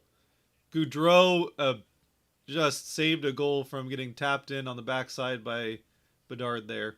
Bounced behind the net and then out to the far side with Decord still blocking off. Oh, here we go. This could be something. Across, Montour. Looking for something. Montour up front. No one there. Threw it up into the slot and no one was there, so Bedard the other way. Now Gaudreau is going to get... Well, it's going to somehow get turned over. Bedard will get it in deep. Montour with it is going to turn it over. Out to Bedard. Open shot. Save from Decord.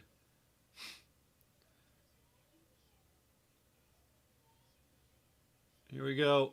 Oh, Blackhawks play it out of the Kraken end, so the Kraken will get a chance to change. At least Winterton gets changed as Shane comes on.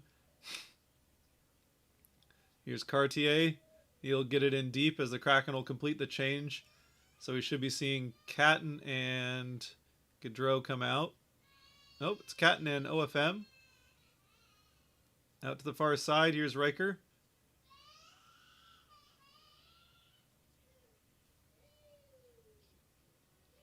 Oh, big hit from Alexiak there. Here we go. Maybe that'll start something. Nope, we're going to ice it instead.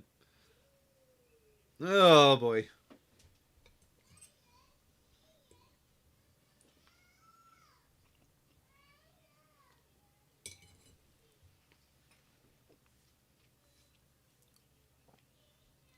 And I'm sure they've already said it a long time ago, probably at the start of the period on the broadcast, but I've not seen Burakovsky, so I'm assuming that he is out for the game.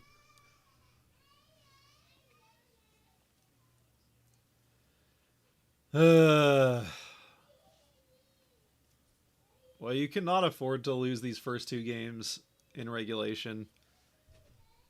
And you go to Pittsburgh, they've been playing well, and then I think it's Islanders next, and they're playing decently all of a sudden, so...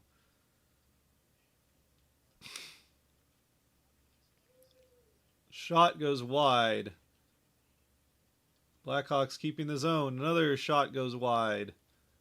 Another shot goes wide. The Blackhawks not able to get it on net. Here's another... Nope, kept to the outside. Good play by Catton. Good defensive play by Catton there. Alexiak did something. Hey! And then Wright gets it almost turned over in his own end, but we're going back the other way. All right. Make some room and just throws it. Oh, Shane, you're not having a good game, bud. There's a little bit of a slash, but that's fine. Nothing that big. Beniers in. Beniers will dump it along the boards. Must have had no one at the point. Kraken rolling a change. Here's Beniers with it again. He's got to have help this time. Yes, he does. He's got Larson. Larson, a shot from well out, is deflected, but goes wide. As Eberle will go fight for it. Bertuzzi gets to it first, though, and he'll get it out as the Kraken will try to... Oh, Eberle, fighting. Nope. Dunn tries to get to it. Beniers tries to get a turnover. Bertuzzi out to the far side. Bedard has it. Bedard Passes it. Shot goes well wide, looking for a deflection. Nothing was there. And here we go. Here's Marchment the other way. He's got help. Come on, guys. Marchment. Oh, something's got to come of that. I mean, Marchment made a good defensive play there. The problem was it was in the wrong zone. Decord another save.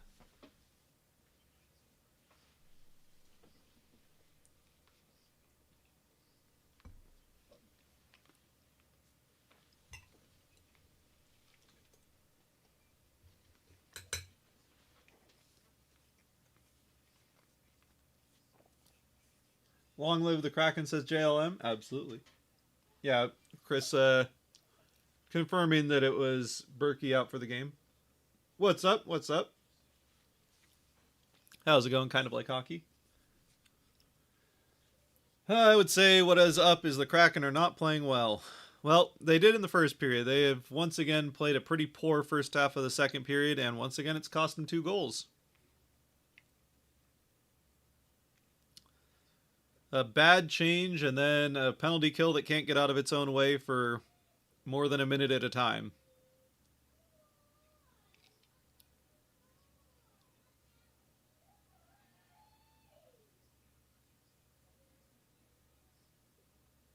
And this is the stretch of games that you needed to take advantage of too, with Detroit and Chicago and Pittsburgh. I mean, like, I know these teams are playing better this season than they were last season, so it's an unpredictable year to say for sure, but I mean, we'll see how many of these teams that were not good last year that have been pretty good so far this season. We'll see how many of these teams like the Blackhawks, the Kraken, the Ducks. We've already seen Montreal kind of fall off. We'll see how many of these teams, the Red Wings as well, that weren't good last year but have gotten off to good starts to this season. How many of them are able to kind of keep it going? I can't imagine it's all of them. The Sharks had a bit of a run there. The Penguins were off to a really good start. Yeah, up next, the Kraken will have Penguins on Saturday and then Islanders on Sunday. And that will have less than 22 hours between Penguins and Islanders before coming back home on Wednesday. They'll get a couple days off.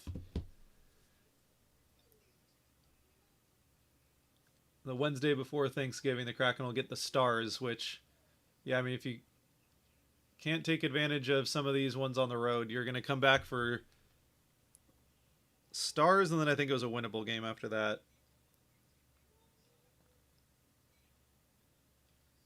The Kraken can't get out of there. I mean, well, can't get control of the puck. 2 minutes left in the second. The Kraken are going to have a multi-goal comeback in the third, it would appear, in order to make anything happen here. Here we go. Nope. Cartier is rubbed off it, but Winterton goes get the puck. That was definitely a case of playing the body, but not the puck, as they're just pushing Winterton around, or not Winterton, Evans around and letting Winterton come take the puck. Lindgren up the boards to Tolvanen. Here's Chandler Stevenson, who tries to drop it to Tolvanen, but just ends up with it again.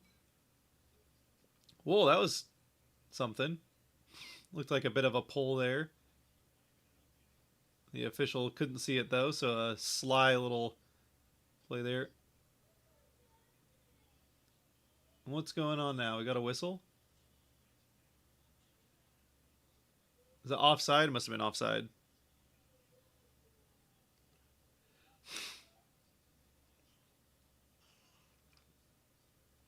Yeah, so they'll come back for Wednesday against the Stars and then Saturday against the Oilers.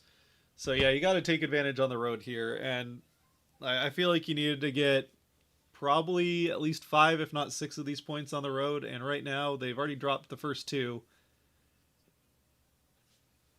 I don't know. I mean, maybe you just come home and you beat the Oilers because they're not playing well. You play up to the Stars and somehow come away with a point or 2 there. I don't know. But this is not a good start to this road trip so far. And really just two bad starts to both second periods. It's just the story of this road trip right now. Here's Marchment. You got to take the shot. Like, what are we doing here? Marchment just refusing to take a shot there. Alexiak looking for a tip. None there. And the Blackhawks, with 45 seconds, will get it out of their end. Oh, two guys reaching for it. None will get it. As it's the Blackhawks into the Kraken end. Beniers, nice defensive play again with some help from Alexiak, and it's Riker Evans out the other way with 30 seconds left. He'll dump it in. Blackhawks will go for a... Oh, here we go. Oh, the pass doesn't get through. Eberle back across... Oh. 14 seconds left, but the Blackhawks get it. They'll get it out, and that should be it as far as scoring chances for the Kraken this period. With 7 seconds left, Accord has it behind his own net.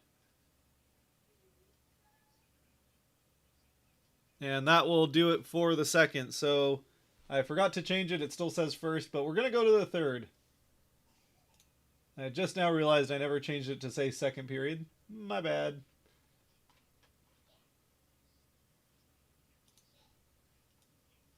I'll change it to third now. We'll just pretend the second period never happened. The Kraken sure tried to.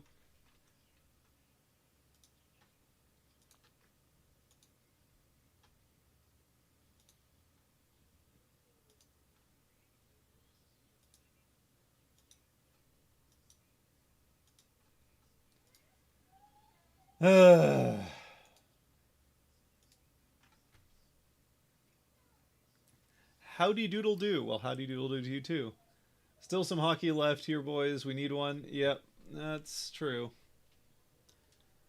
Bedard, Taro Bertuzzi, and Knight in net. Tough. I mean, they're making Bertuzzi and Teravainen look a lot better than they are. I mean, I don't know. Bedard's great, don't get me wrong, but the Kraken just...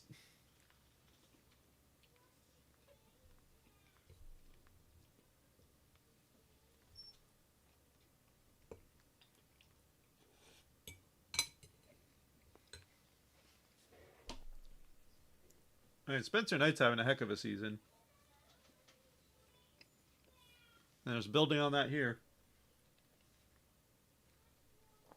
Knight has been very good. He has looked good in that. He's had some pretty good saves. This has not been an easy, I would say, not been an easy outing for Knight, but he's made it look easy.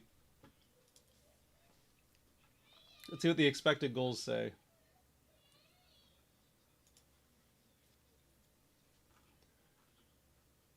Ah, yes. Deserved a Winometer has the Blackhawks winning 80+% of the time with what's happened so far. The Kraken have... they're not being very generous to the Kraken, I think, here with the expected goals. They've had some decent chances. But not enough. That second period was pretty light. The Kraken did almost nothing in the second period. Offensively. Almost nothing. Got close a few times. Got close to almost doing something, but just nope, not really.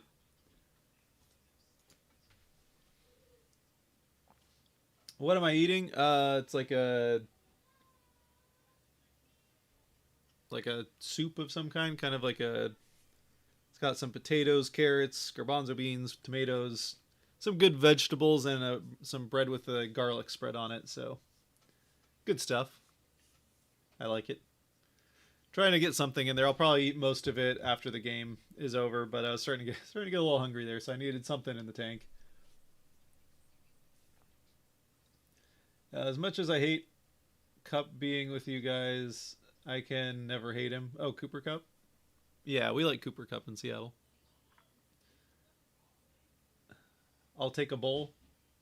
If I could give you one, I would. Pretty good. Good stuff. It's like and the sourdough, the bread is sourdough as well, which is one of my favorites. Sourdough with garlic spread is some good stuff. And you get some good like potatoes and carrots and garbanzo beans, little onion, and some unhappy children. You know, what more could you want? Second intermission just getting underway here for Kraken Blackhawks, where the Kraken are once again going to try and battle back from a bad second period. They did almost nothing in the third against Detroit, so going to have to do something better here against Chicago. It has been, I think the first period they did get some better chances than what Money Puck is giving them credit for. But I can't disagree much with basically no expected goals in the second. They did not really get much as far as good looks in the second period. They had a few chances. There was a few chances in there where they could have. A few chances in there in the second period where they almost made something happen, but just, yeah, it's not happening. So I remember you feeling the same way when the Rams had Bobby. Yeah, I did not like the Rams having Bobby Wagner. Same as I didn't like the 49ers having Richard Sherman. You just don't like seeing your best players in the rival's jersey. I'd say the Sherman one made more sense because Sherman was definitely Sherman felt some kind of way leaving Seattle. I think he wanted to go there just because he knew that's the place that would hurt the Seahawks the most, was if he went to San Francisco. And I think he wanted to go there because of that.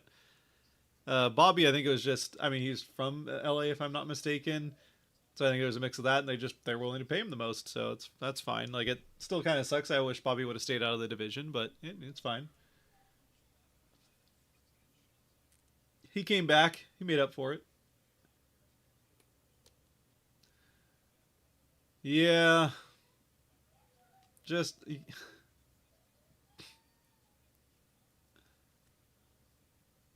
Oh, and Decord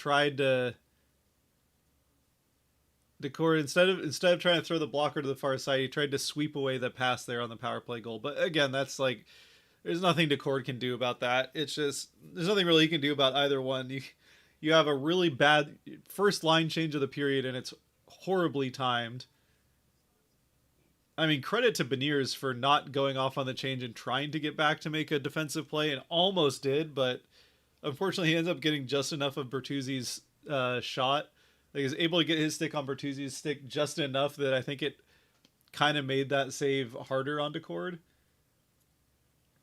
I wish they would show a countdown timer for intermission, or for when intermission does, like they do at the games. Yeah, that'd be nice. It does kind of feel like you're like, oh, I think it'll be like about 3 commercial breaks and then we'll be back. So, yeah.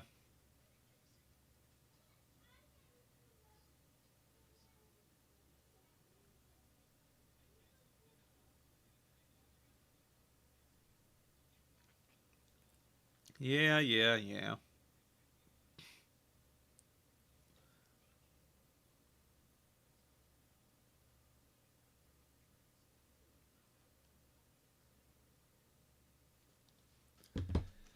How are we doing tonight? Obviously, if you're cheering for the Kraken, not too well, but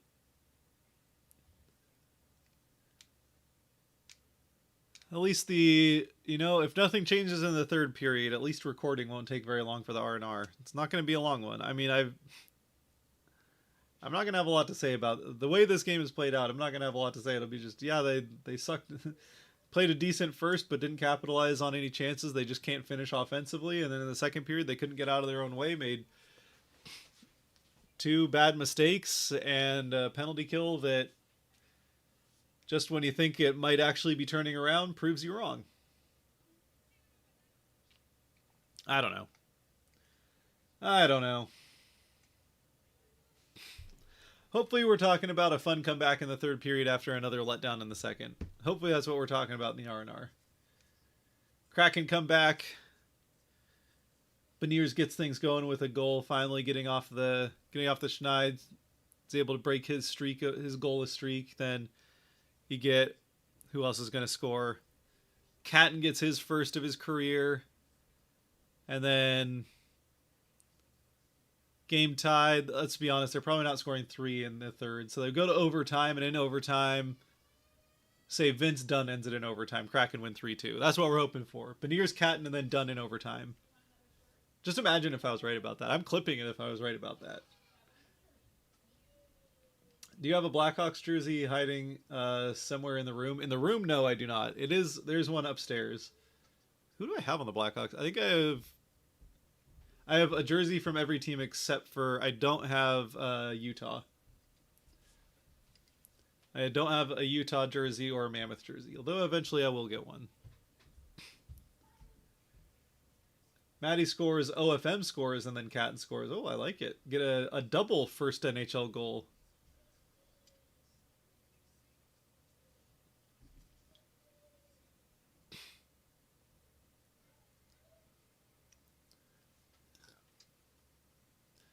Let's see. I'm going to say,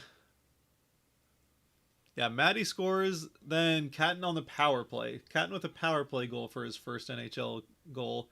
And then, yeah, we go to overtime. That happens with like 8 minutes left in the first, or 8 minutes left in the game, 8 minutes in the third. Beniers will get one like, five or so minutes in, maybe 4 or 5 minutes into the first. I'm getting crazy now. I'm just going for it because why not? And then Catton on the power play with, yeah, about 7-8 minutes left in the third. Then both teams kind of just accept overtime, head to overtime. The Kraken just kind of control the puck, and eventually Vince Dunn ends it for the Kraken. Boy, that was a nice play there, or a nice pass from Nazar to get that over Larson. I think Larson defended that about as well as he could have. It tries to take away the pass, and he did everything he's supposed to do. Just, yeah, Nazar got it, I think, over his stick, and then Beniers just not quite enough of the... Yeah, it all starts from Eberle just not getting in deep enough. Eberle, like, kind of mishit the... He's trying to... Gets out in front of the Kraken bench, gets it into the Chicago end, and then just kind of like half whiffs on he's trying to throw it down behind Chicago's net so they can change, and he just kind of half whiffs on it, and it gets just turned around quicker than the Kraken can change. So I haven't even known necessarily if that was that bad of a time to change. I think that's kind of when you want to change. Now maybe don't have everyone change at the same time. Now that I think about it, I think it's really just like they expected Eberle to be able to get that with no one in front of him. They just expected Eberle to be able to get that puck deeper into the offensive end so they could roll the change. And if they do, then it's not a problem. Right? If Eberle just gets that puck down behind Chicago's net, then we're not talking about a bad change. It's just a normal change. So, yeah, I really don't know that was that bad of a change. Maybe you try and roll it not all at once until you're sure that the puck is deep, but I don't know.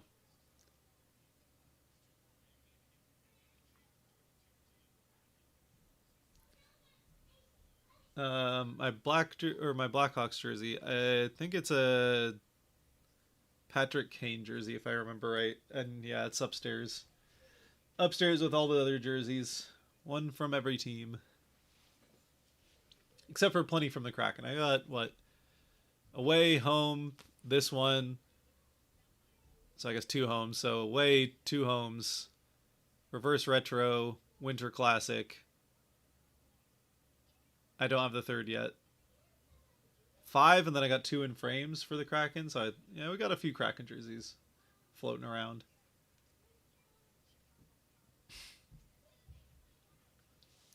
No, the only other jersey I have in the room, I've got a Devils jersey over there that's hanging out in the room, and that's because it's been sitting there for over a year because I got the history of hockey, the next history of hockey 6.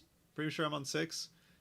I got it halfway recorded and partially edited before last season started, and then I just couldn't find time with the 2 kids and all that, and then this summer got a bit busy, and it just kind of is what it is. Didn't get it to happen, so that's still sitting there waiting for me to finish that.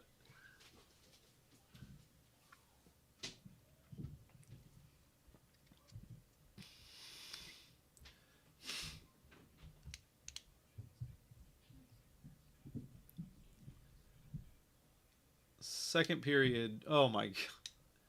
Yeah, so shot attempts are 43 shot attempts for the Blackhawks. 43. The Kraken got 6 shots on goal in the last period, second period.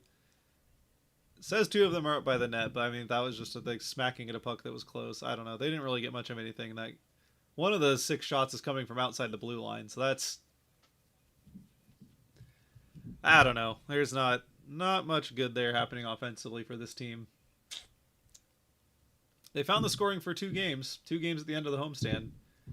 9 goals in 2 games to end the homestand. They're 2 of their 3 times they've scored 4 goals this season in regulation. And then they score twice in Detroit, and now we've yet to score in Chicago, which is like, this is not a Chicago team that should be that hard to score against, and that's even with Knight playing really, really well. I mean, Knight's still giving up, what was it, 2.4 goals per game? He's just getting, like, they're just letting up, they've been letting up so many shots to teams that Knight has a great save percentage, even though his goals against average is still kind of, I mean, it's still decent. It's not bad, but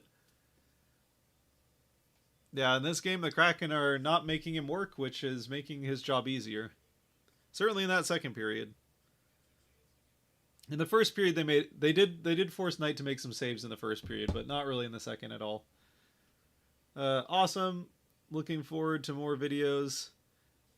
I'd love a 201 series for those who know how the game is played, but don't know how the game is really played as far as the deeper stuff. Yeah, at some point I could probably get into that. Right now, once I want to, like, ambitiously, I'd love to start getting some of those videos out again. I mean, I feel really bad that I have not gotten the history of hockey video out. I keep saying that, oh, it's going to be out soon, it's going to be out soon, and then I just, like, can't find the time to quite make it happen. I'd like to say that I'm going to start making some of those videos a little bit more frequently, and I really would like to make them more frequently, but with the 2 kids that aren't quite in school yet, they've got enough energy to run around the house, and they've got plenty of energy. They just they're not in school yet, so once at least one of them gets in school and I can have a little bit more time in the day to kind of, like, prep videos and stuff. And I also, just honestly, some of it's just down to having the energy to do it. I mean, spend the vast majority of my energy trying to keep up with the kids during the day, and then I just don't have a lot of it left for having some time to recharge and, like, play games with friends or whatever is also something that I find valuable. But once the kids are in school and I have a little bit more energy and time, then I will certainly start getting some of those videos out. It would be a lot better for the channel. The channel, some of my best, all of my best videos are 101 videos. All the one, like, at any given time, a 101 video is probably doing the best, unless there's an R&R that really takes off for whatever reason. Any given time, the most watched video over the last couple days is going to be one of the 101 videos. So for the sake of the channel, I also would like to just start making some of those videos again.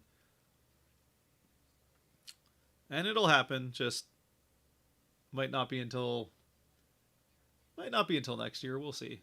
I'll try and get 1 or 2 out.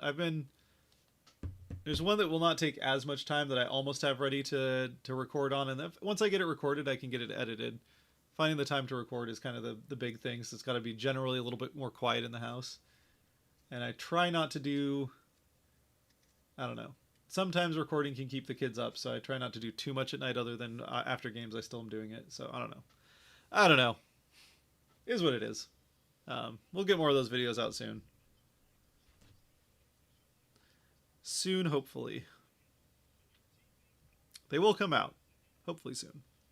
Let's see. Let's look around the league real quick before this third period gets started.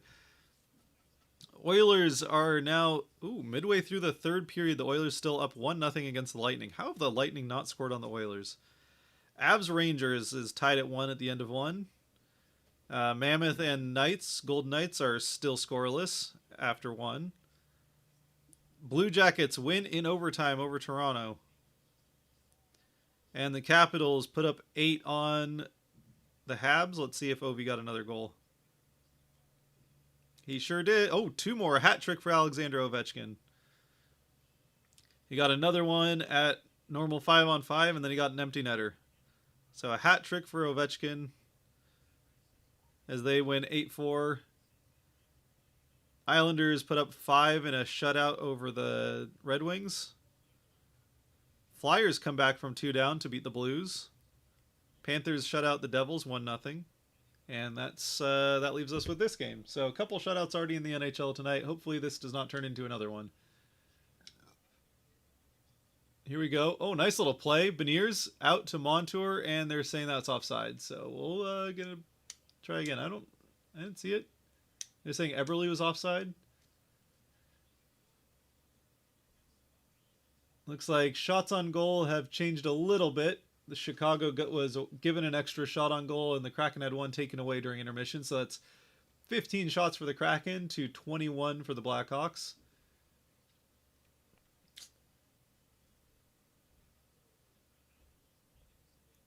What was that?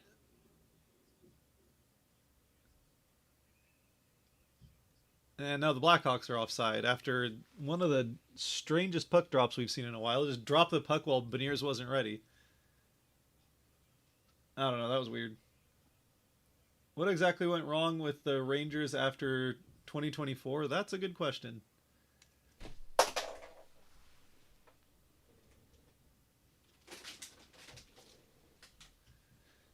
I discovered you when the Kraken became a team by watching your history and 101 videos. Stuck around because you're a Kraken fan. Appreciate it, Chris.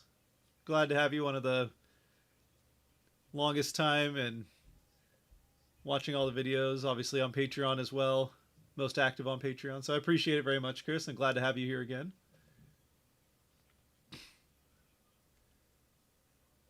Or Christopher. I don't know if you prefer Chris or Christopher. So just let me know if you want me to stop calling you Chris. I just shorten it because I figure that's what most people, but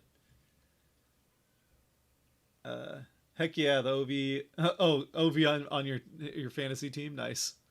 Yeah, good night to have OV on your fantasy team. Power play goal for at least my league. Power play goals are worth more. So you got a power play goal and then a 5-on-5 goal. And then an empty netter, which counts as a 5-on-5 goal, the same. Oh, nice defensive play by Schwartz on Bedard there. And the Kraken, once again, having trouble getting anything going here in the early going of the third period. Minute and a half into the third, and the Kraken have yet to really get into the offensive end. At least into the offensive end with the puck. Man, how big is Spencer Knight? He doesn't look very big. Decord out to play it. Oh, nice pass. All right, they're saying Catton was onside there. That one looked like a little more questionable to me, but they're saying that one was onside. How is that not a trip? I don't know, but we're going to keep going. Schwartz fighting for it down behind the Chicago net. Now Wright has it. Wright will try and get it over to Schwartz. Is successful, just barely. Oh, that's not Schwartz. That's Catton. Sorry. I'm going to say Schwartz is looking more agile than usual. That's because it's Berkeley Catton. Still fighting for it along the boards. Wright is able to get it out to Alexiak, over to Evans. Evans going to work it down the boards on the far side. And we got a penalty upcoming. The Kraken will get a power play. So I guess we're going to get our Berkeley Catton power play goal a little bit earlier. So maybe it'll be Catton, then Beniers, then done in overtime. Or maybe it's Beniers on the power play and Catton at 5-on-5. I don't know. Maybe they both score on the power play.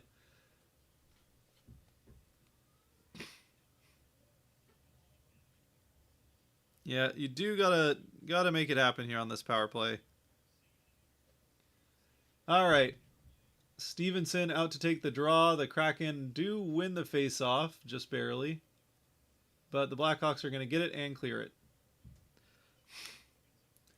Down on Decord, it's Dunback to retrieve it. Oh, Spencer Knight's 6'3". Okay, I don't know why he looked... I guess it was just like the way he was standing there while the Blackhawks had it behind their net. Oh, here comes Eberle. In. Nope, no shot. Okay. That's fine. It's a power play. I'll accept the no shot on the power play. Get it set up. Maddie looking it over. Up to Tolvanen. Done. Across to Stevenson. Stevenson flings it well wide of everybody, and it's back down to the Kraken end. Decord quickly up to Tolvanen. Tolvanen in. Almost had... Oh, here's Stevenson out front. Oh, Matty had a good look, but it just kind of got into his feet. It's okay. The Kraken are set up. Here's Dunn. Dunn across to Tolvanen. Tolvanen back up to Dunn. Dunn will go over to Eberle. Eberle to Stevenson. Misses that. Oh, he's got it back. Up to Eberle. Eberle. Dunn. Dunn. Eberle. Eberle. Stevenson. Stevenson. Beniers. Shot flubbed. Matty tried to just put everything on that and got nothing. Beniers tries to keep it. That doesn't work, and they'll get a clear with 40 seconds left in the Kraken power play. I don't know that they have a shot on goal yet. Chris is just fine. Okay, thank you. All right, here's Catton. All right, so maybe it will be the Catton goal. Second unit out there. The Blackhawks will get it cleared. Golly. 20 seconds left as the Kraken regroup in their end on this power play. This has got one last rush here. Montour with the puck.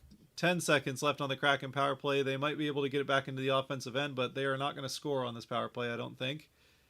Unless something crazy happens here. And the power play does come to an end without a goal for the Kraken as they fight for it, and then that is cleared out.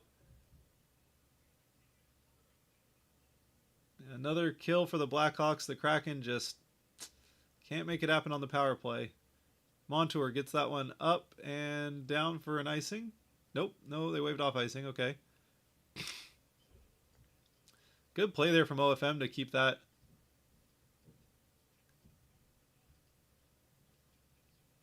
We're fighting for it along the boards. Here's Montour with it. Montour down to... Montour shot. Scores! It's in! Is it Oscar? It is! I think OFM got it. NHL debut, OFM with the goal. Oh, Mom's going to start crying. Fair play. Here we go. The Montour shot. Yeah, I mean, we saw that happen. Detroit, who was the kid for Detroit that scored his first goal, somewhat similar. I think that just went off of the... I think that went off his chest. Montour's shot just goes into traffic and it goes off the jersey, I think, of OFM. The Kraken with the goal. OFM his first one.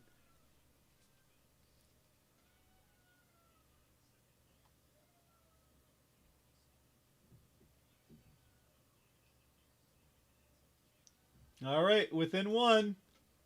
Hey, okay, I was wrong about the player, but I was right about the time. I said kind of 5-6 minutes in, right? 4 or 5 minutes in, maybe I said.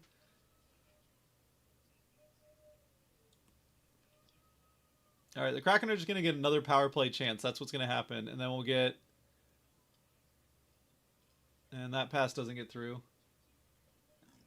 I'm still feeling the Matty goal, so maybe it was just OFM instead of Catton. Icing, so the Kraken will get a face-off in the Chicago end. All right, here's the shot. I'm going to watch the replay, then I'll get the change.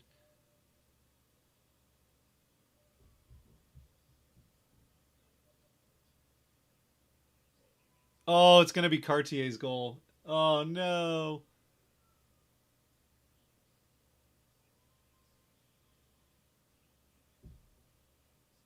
Yeah, it's going to be Cartier's goal. It went off OFM's chest and then off Cartier's shorts.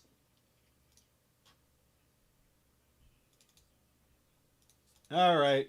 That's unfortunate. I mean, look, happy for Cartier for sure, but that's would have been fun to get the first NHL goal officially for OFM there. Oh, big save twice by Knight there on Stevenson. Oh, here we go. Montour shot. Oh.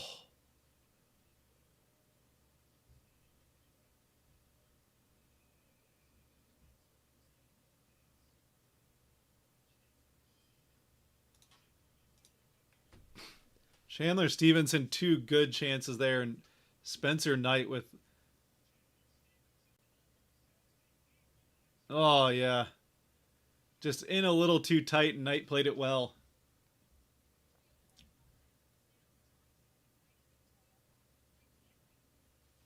Yeah, I mean it did hit Cartier last, so it is Cartier's goal. Would have been fun. Would have been fun. Still a first NHL point. Still gets the assist. So they'll still save the puck. He'll get the. It'll just say first NHL point rather than first NHL goal. But that's okay. You know. He's on the score sheet for the first time in his first game. Wow, talk about bad starts to a second period. The Mammoth give 2 quick ones up to the Vegas. That's not what we want as Kraken fans.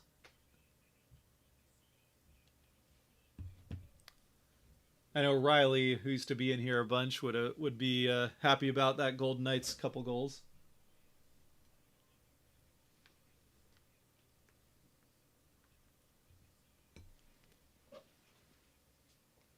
I'll get more some that sourdough with garlic spread.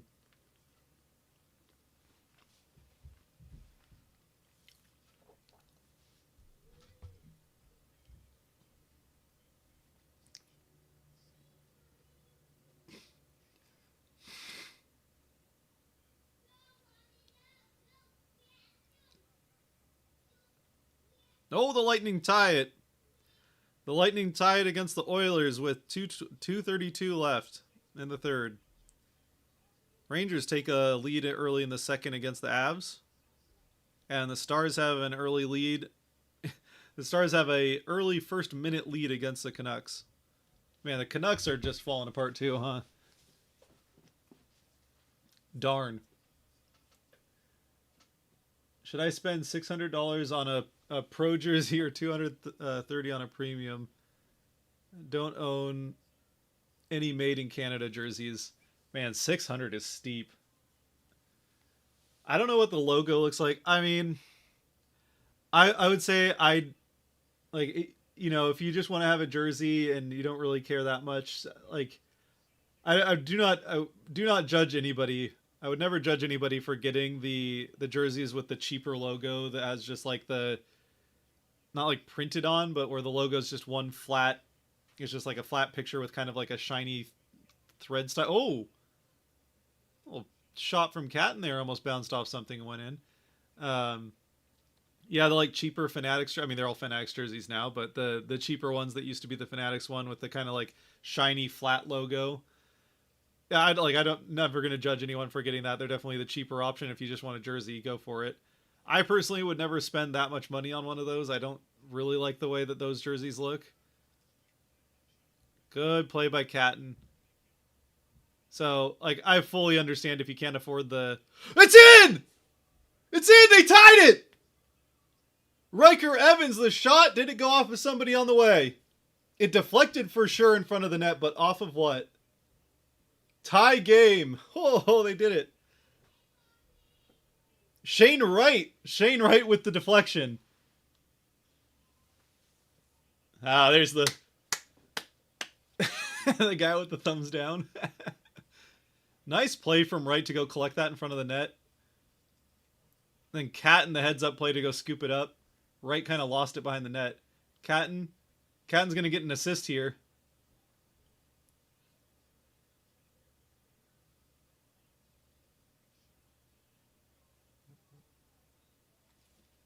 Did that hit Wright's stick? I mean, he went to the bench, so he must have felt it. He would know. Right? He's not going to go to the bench first if he didn't touch it, so I'm assuming he did. You couldn't really tell from that angle that they showed, but being that he went to the bench first, I'm going to have to assume. Yep, played with the high stick.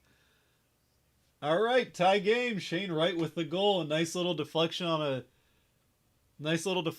shot there from Riker Evans. Evans will pick up the primary assist, and Berkeley Catton will get the secondary assist. So Catton and OFM both with assists in this game. Oh, yeah. Does it? Boy, it did not hit Wright very much if it did. Didn't hit his stick very much if it did. It might have gotten just enough, though, because it does, like, ends up going off the inside of Spencer Knight's arm. And so Wright might have gotten just enough of it for that to then go off of his arm and in. All right. Good stuff. Good stuff. Here we go. Back. Velasic has it. Try and get this changed before something else happens.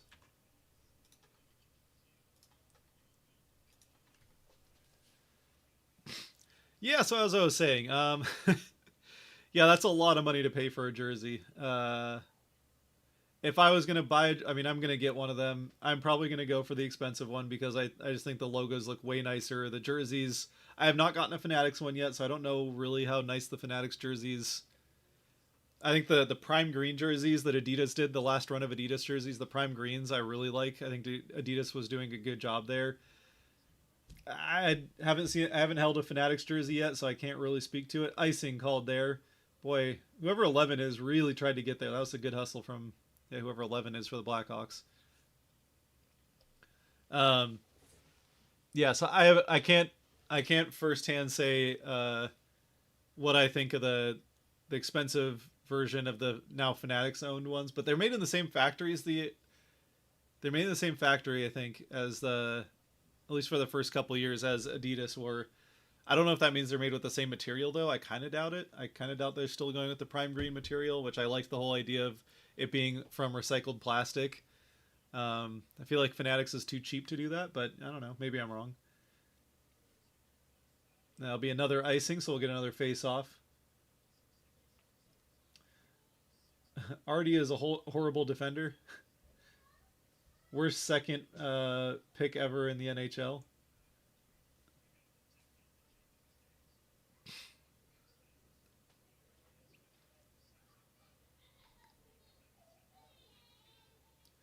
Here we go. Vince Dunn shot from well out. Seen all the way by Knight. No deflection on the way. Another face-off in the Chicago end as the Kraken have now 22 shots on goal. They've come in here with 7 quick shots after not doing much at the start of the third here and almost nothing in the second. 7 quick shots and a gravy boat giveaway. That's an interesting giveaway. A Wednesday gravy boat giveaway.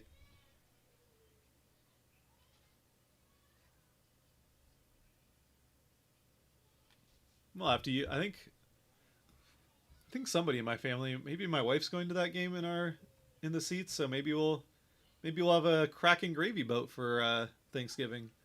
My mom probably wouldn't be too thrilled about that with the fancy like family heirloom gravy boat we have, but more is an AHLer forever. Kid has no clue. I gotta be honest, I don't know the Blackhawks depth too much, but yeah. I mean, you gotta be excited with how good Bedard is still. I know there was like last season seemed like a bit of a down year, but I feel like I was still hearing Blackhawks fans say that Bedard was looking pretty good. Like they weren't too worried about it, and I mean you can see why he's leading the NHL in points here to start out this. Oh boy, Marchman is lucky he did not just get lit up.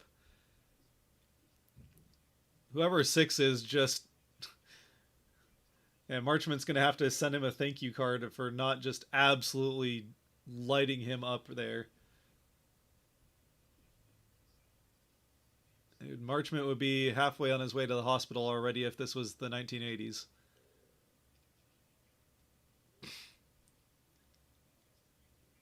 Marchman, across. Shot from Alexiak, well out. No tip on the way, and the Blackhawks will get it out. Bertuzzi has it, but the Kraken defend well. Dunn. I think Dunn's had a very good defensive game so far in this one. He had a pretty rough start to the season defensively. Decord. Making it interesting there, Joe. But yeah, he's really come on defensively. Played a good defensive. Played well defensively. 10 minutes left in the game. Unless we head to OT, which, given that this is the Kraken and we're in a tie game in the third, I would not be terribly surprised if that is where we're headed. But fed up along the boards. Wright can't get it clean. Neither can Goudreau. Alexiak plays some decent defense there. And Evans will get it up, but that is going to be waved off, so no icing. Kraken will get a change. 9:20 left. Shots are 23 for the Kraken, 21 for the Blackhawks. They have not gotten one yet here in this third period. Knock on wood. All right. Got Montour out with it. Montour looking for a breakout chance. Tolvanen will chip it in as someone on the Blackhawks lost their stick. Oh, Stevenson tried to feed it up for Schwartz. If that pass gets there, Schwartz has a very good chance of giving the Kraken the lead. It did not, though, so Blackhawks fighting for it behind their own net. Schwartz and Stevenson back there. Stevenson now goes for it in the corner. Tolvanen as well, as the Blackhawks will get it back out the other way. Up along the boards, that's cut off by Lindgren. Lindgren will feed it down into the corner and go after it. Tolvanen gets past him, up to Montour. Montour back along the boards, down for Tolvanen below the net. Montour pinched in, is going to have to get back quickly as here comes Nazer back the other way. The Blackhawks finally getting it out. A little shove from Montour as Nazer will go out to the far side where it is found. Shot across. Someone ended up in the Kraken net. The Kraken player ended up in the Kraken net. That was Montour who ended up behind Decord, but he's back out of the net with the puck. Across to Lindgren, who kind of bobbles it for a second guesses, and will throw it in as the Kraken will go get a change. Marchment already out there, so we'll see the Beniers line come out. Here's Matty. Matty with the puck will get it in. Eberle to go chase it down, but it'll be the Blackhawks getting to it first behind their own net. Here's Bedard. The Bedard line out to answer Beniers' line. That's going to be thrown up. I think also a big thing of how well Beniers has played this season is they are always drawing the best, almost always drawing the best line from the opposing team, and Beniers is still playing fantastic defense and getting some chances offensively. He just hasn't gotten them to turn into points. I guess he's gotten them to turn into assists, just not any goals really. Blackhawks with the puck in their own end of the ice with 7:15 left in the game, or at least regulation. As Decord out to play it, we'll just leave it for Alexiak. It takes a little while to get into the trapezoid, and here comes Winterton out the other way. Winterton forgets the puck as he gets down along the boards, and I think that is Teravainen coming back the other way. Decord out to play it. Oh boy, there goes the resolution. The Kraken are into script. Kraken players into the offensive end. Resolution back to Potato. Oh, it's cleared up. The Kraken fighting for it in the neutral zone. It's dumped in. Decord to play it. He'll throw it up along the boards where it's Ryan Winterton that gets past him. And Goudreau out there as Winterton will go change to get Shane Wright on as Berkeley Catton will chase down Moore.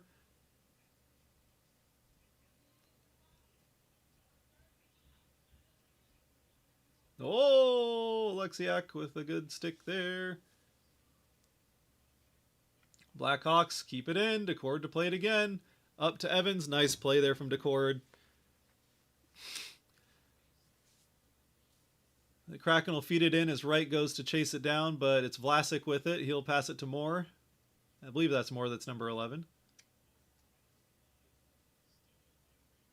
And that's on net. We're finding out that John Forsland doesn't like gravy, apparently. At least I think that's what I heard him say. That would make sense. It's something that they would talk about, especially with the gravy boat advertisement. Gravy boat giveaway. I guess they're not doing bobbleheads this year. I haven't heard anything about that. Oh, here we go. This could be something. Stevenson, cycling. I think he took a little bit too long and empty. Oh, up into this shot! Oh, shoulder down. That was a good look for, I think that was Montour down there. Montour coming down into the play. Fought for in the corner.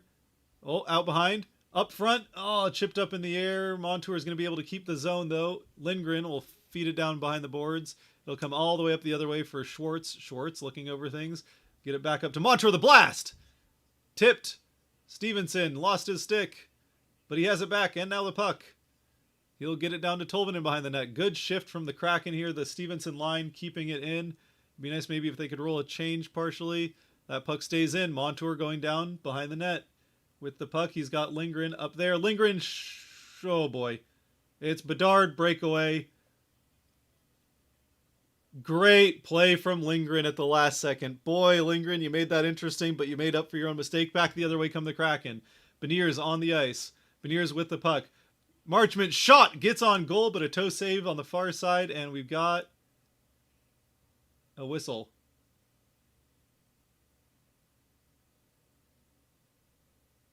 Is it too many men? Oh, Bedard for unsportsmanlike conduct. Ooh. The young gun had a little bit too much to say for the official. Let's see what happens here. Yeah, he wants a slash there. He wants to slash as Lindgren's stick. I think I mean, the contact between the Lindgren stick and Bedard's stick was away from the camera there. It was hard to tell. If it gets up on the hands, that should have been slashing, but it's hard to tell there. But Bedard, I mean, look, whether you like the call or not, the NHL officiating is not necessarily known for being amazing all the time. You can't make it worse for yourself by mouthing off too much to the officials. I mean, the other side of that too is if you keep doing that too many times, you're gonna build yourself a reputation with the officials, and they're NHL officials. Not all of them. There are some of the NHL officials who might be a little bit on the petty side. We'll just put it that way. You don't want to get that reputation if you're Bedard. Next thing you know, you'll be Connor McDavid and just not drawing calls ever, even though you deserve to get them, which McDavid does his fair share of whining as well, but oftentimes it's like, he might have had a point. Especially in the playoffs, where I feel like McDavid is fouled, I don't know how, like 10, 15 times a game, and he might get like 1 or 2 calls. You don't want to end up that way if you're Bedard. Either way, the Kraken will take it happily. The Kraken to the power play here. Kraken to the power play with a tie game. Just don't give up a shorthanded.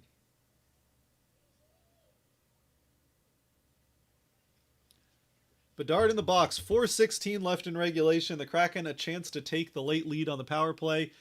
Lindgren made it interesting.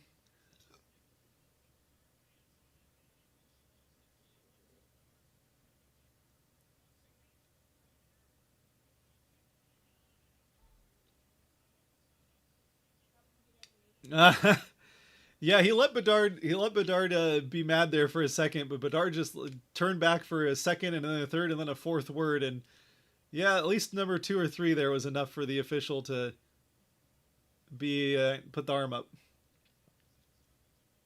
Oh boy, Chandler. Not a great game for Mr. Stevenson. Eberle shot. Save made, but the rebound back to the Kraken. Stevenson. Yep, that's Stevenson. Across to Tolvanen. Tolvanen up to Dunn. Dunn back to Tolvanen. Tolvanen. Oh, down to Beniers. Beniers up to Tolvanen. Tolvanen to Dunn. Dunn to Stevenson. Stevenson down to Eberle. Eberle back to Stevenson. Stevenson to... Take it in. Up to Beniers. Shot! Wide. Tolvanen. Back to Stevenson, down below the goal line. Tolvanen along the boards, up to Dunn. Dunn. Shot through traffic is not going to get there. And that will lead to a clear with halfway through the power play. About a minute left in the power play. The Kraken will change to the second unit as Decord settles the puck behind the Kraken net. And that'll be Montour to come get it. He'll leave it as Riker Evans actually comes to get it. That's interesting. 2 defensemen out on this power play for the Kraken. Definitely playing to be safe and make sure that they don't give up anything shorthanded. Of course, Evans, not necessarily the best defensive defenseman the Kraken have, but certainly good offensively, so that helps on the power play. Here's Marchment around behind the net. Montour looking for a shot. Through traffic, it's blocked. Hit somebody along the way. Evans fighting for it. Gets it down along the boards. Back up. Schwartz, that was, I believe, to Marchment. Marchment back up to Evans. Evans has it. Evans to Marchment. Marchment to Montour. Montour circling. Montour shot across. Scores! Jaden Schwartz on the far side. The power play goal, and the Kraken have the lead with 2:18 left. Jaden Schwartz, another power play goal lurking on the back door. And the Kraken have come all the way back in this third period.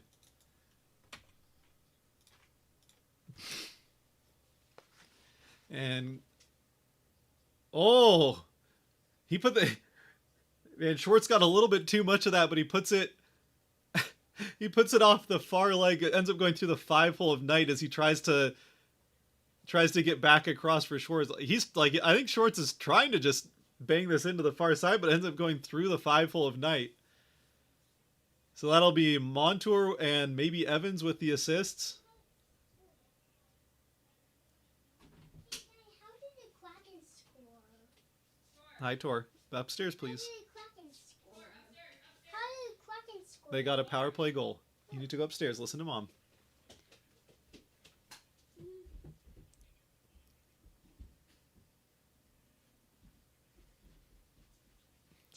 He doesn't know better.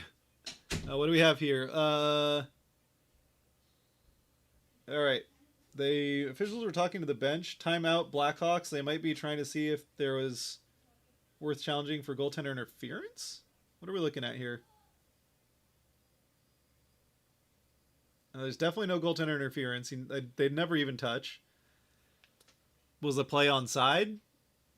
If the play was onside, there's no goaltender interference there for sure. I mean, I understand from Chicago's point of view, you want to take every look you can at this because this is the game right here. Like, you still don't challenge it if there's nothing. If you're sure there's nothing to challenge, there's no way you challenge it because it's still just one goal. Maybe something happens. You'll obviously pull the goaltender now as soon as you can. So you don't want to put the team back. I mean, if you challenge this and you get it wrong, that's the game because the Kraken go on the power play up a goal with 2 minutes left. Yeah, so you need to give yourself a chance. But they take the timeout so they can really take a good look at it. I like that timeout from Chicago. If you think you might see something, take the timeout, give your video crew an extra chance to look at it. But goal stands as we get back into play with 2:12 left. Decord will look at the empty. He shoots! Decord going for it! Oh! He didn't get it past 55. Oh, man. He got...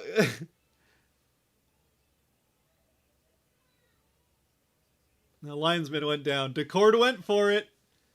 Decord went for it. That's the trademark third period comeback. Spencer Knight back in net as the face-off will happen somewhere in the neutral zone. It'll happen just outside the Kraken end.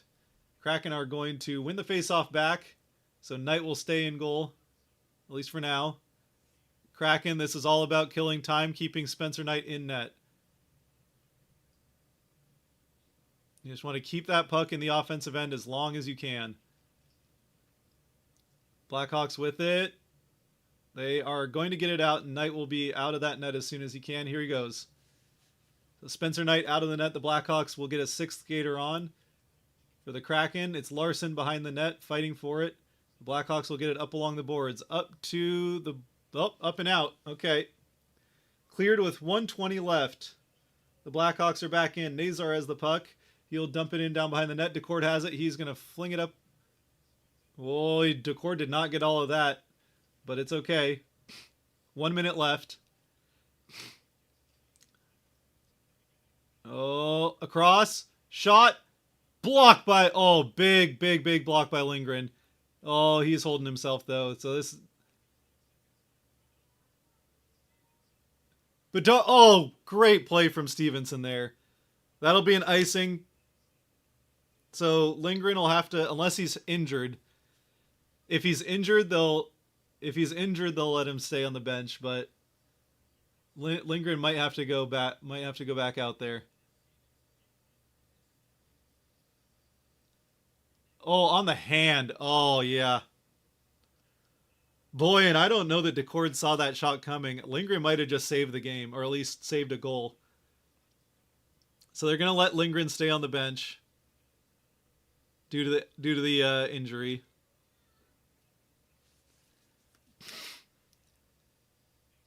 Face-off won by the Blackhawks with 45 seconds left. Out in front. Decord has it. Oh, boy, that was a good chance for the Blackhawks. It got on the Bedard shot on net. Rebounds off Decord out front. I'm not sure if that was Bertuzzi that got the second shot. No, it's Nazar that gets the second shot. Oh, no. Oh, 20. Oh, Green. Okay. Green got the second shot, and Decord able to make the save on both of those. Lindgren is top three for this game. Yeah, Lindgren. Look, the play on Bedard. It was his fault that it got to a point where he needed to make that great defensive play for the Bedard breakaway, but he made it. You know, he made up for his own mistake there, and he is. In general, I would agree. I think Lindgren has been really, really good defensively here for the Kraken in this one. Decord ends up with the puck again. 28 seconds stand between the Kraken and a 3-goal comeback here. Well, coming back from 2 down. 3 goals in the third to come back from 2 down. 28 seconds stand between the Kraken and 2 points in the standings.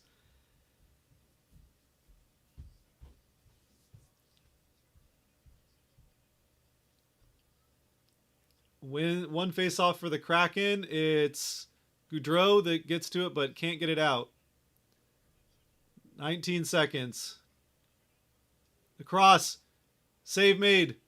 Get it out to the boards, but the Blackhawks keep it. Oh, it's out of it. It's out of the zone. 9 seconds left. Eberle will hound it. Bedard can't get it out. 6, 5, 4. Bedard looking for something. 3, 2. He's going to throw it all the way in. Decord to the corner. It's a win for the Kraken. Oh, boy. Decord took another shot, so that was fun. I mean, not at the end. At the start of the empty net, Decord took the shot, but the Kraken, after another bad start to a second period, give up 2 more goals in a different fashion, but a bad start to the second period puts them 2 goals down this time. But this time they find it in the third period, get a couple of goals to tie it, and then a power play goal from Jaden Schwartz. And the Kraken come away with the win. The Kraken come away with the... Oh, I didn't change it? No, I did. It's changed. Why does it still say 3 there?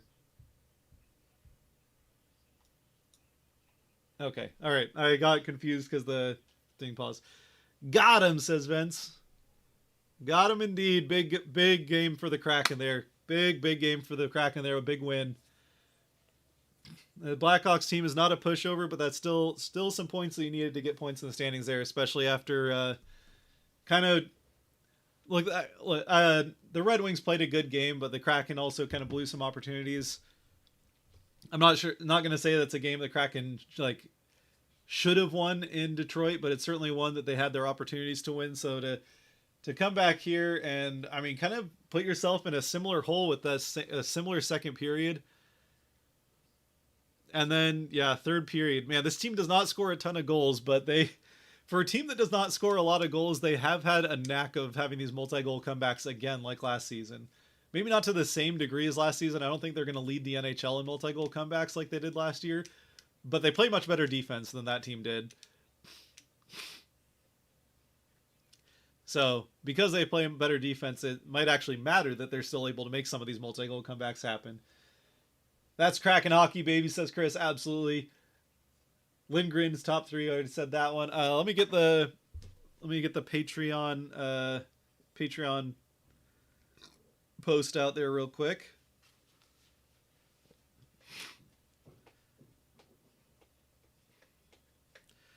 Man, we have had 2 streams so far this season, and they have both been interesting and fun wins for the Kraken. You had the first stream we had was the Kraken scoring in the last second, Chandler Stevenson tying it in the last second, or I guess technically last 2 seconds. I think it was 1.9 seconds when they put time back on the clock. But the Chandler Stevenson scoring in the last second to send it to overtime where the Kraken won with the Shane Wright goal. And then we get this one where the Kraken come into the third down 2 and score 3 to win it. With Shane Wright scoring again. Not the game deciding one, but he did score.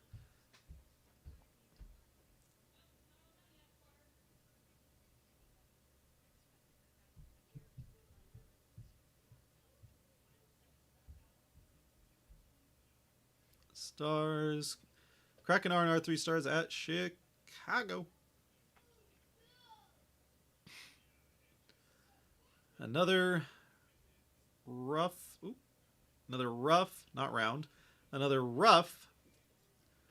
second period.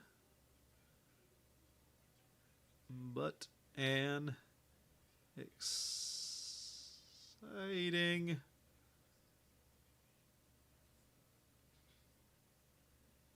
come back in the third to make it, to win it. Let's spell win correctly. Win it. There we go. Stars. Who are your stars? All right. There we go. Got the Patreon post up there. Can we have McCann back now? That would be nice. Oh, yeah. Keep streaming, please. Yeah, I'm going to keep doing these streams for sure. Hopefully, my hope is to get something somewhat regular where we have, like, if it's an away game on a Wednesday, then I'll stream. And then I'll try and find, like, if they don't have very many Wednesday games, I'll try and find this, like, a random like a Tuesday or a Thursday on either side where maybe I can stream. It just depends on, what the family schedule looks like, whether or not I can pull it off. And obviously, most days it's going to have to be ones like this where you might have to deal with some kids screaming in the background a little bit, or even a little voice cameo from one of the boys, which we got there towards the end. These wins are crazy. Yeah, apparently when we stream, like, streaming these games, if we're going to make it interesting, I don't want to stream too many games if they're all going to be like this, because I feel like I'll start being liable for cardiac health in Seattle hockey circles. But yeah, that was a fun one. We'll we'll keep doing some more streams as the season goes. These wins are crazy. Thanks for the stream. God bless and good night. Good night, Chris. Appreciate you for coming in. Thank you. As always. And I'll see you, I'm sure, at the R&Rs and on Patreon as well. And good night for the Kraken. They do end up getting the power play goal. So the power play penalty kill end up as a wash again. The penalty kill is still a liability, but the power play at least is able to make up for it. At least more often than not. Still not every time. So overall, Kraken special teams are below where you want to be, but the power play is at least pulling its own weight. It's really just the penalty kill that's the problem. Then the other goals, you had a goal that we thought was, who was that? Who shot the first one? Was that Montour took the shot, and then we thought that, yeah, it was Montour, right? Montour took the shot, and then we thought that it was going to be Oscar Fisker-Milgaard's first goal in his first game, but it ends up also going off of Cartier. It hits Milgaard kind of in the chest, and then it hit like maybe a part of Cartier's shorts. So I don't think Ty realized that it had hit him, but pretty clear that it did hit Ty, and that's part of how it ends up in the net. So Cartier gets that goal, but OFM gets his first point in his first game all the same. Second goal was a good play from Shane to get it deep into the offensive end, then Catton to go get a puck as Shane kind of was taking off the puck a bit. Ends up circling up to it, gets it over to Evans for a one-time shot that Shane is able to get just enough of to throw off Knight, and it goes off of Knight's arm and into the net. And then the Kraken with the third goal, a power play goal in the back half of their power play. Second unit gets out there, and not much time was left in that power play when eventually, I think it was Montour again that sends it towards the far side of the net where I keep saying Chandler Stevenson, where Jaden Schwartz is waiting on the far side to try and bank it in, but he just kind of ends up getting too much of it. I say too much of it. I guess it turns out to be just enough because it goes right between the legs of Spencer Knight and in to give the Kraken that late power play goal, which would be the game decider. So 2 assists on the night for Mr. Brandon Montour. And then you got your young guns, and I mean, certainly the 2 rookies, and both Catton and OFM getting assists, and then Shane Wright getting the goal. Matty Beniers still looks impressive, still playing very, very well. He had a number of very good chances, especially in the first period. Second period, I mean, no one on the team looked good in the second period offensively, but Beniers some very good defensive plays as well. He had that one shift where he lost his stick in the Kraken end, and then he blocked the puck twice, then broke up a pass that could have easily ended up in a goal. He does at the very end of it kind of pass it to Bedard, and then Bedard gets it right down to Bertuzzi, which leads to Decord tripping Bertuzzi, and the power play that ends up leading to the power play goal. But that was still a great shift there from Beniers. So overall for the Kraken, you know what? It's another 2 points in the standings. I'd say it hasn't always been pretty for the Kraken. It usually hasn't been pretty for the Kraken, but they keep finding ways to get points. So yeah, a fun game. With that, I'm gonna eager to eat the rest of my dinner here, which has cooled off a little bit, but that's all right. Happy to be doing the stream, and I'm not trying to do some food ASMR or anything like that. So spare you guys from watching me eat too much. I just get enough there to keep me going here through the rest of the stream. But with that, unless we got any last second questions or comments, I think we'll close things out here pretty soon.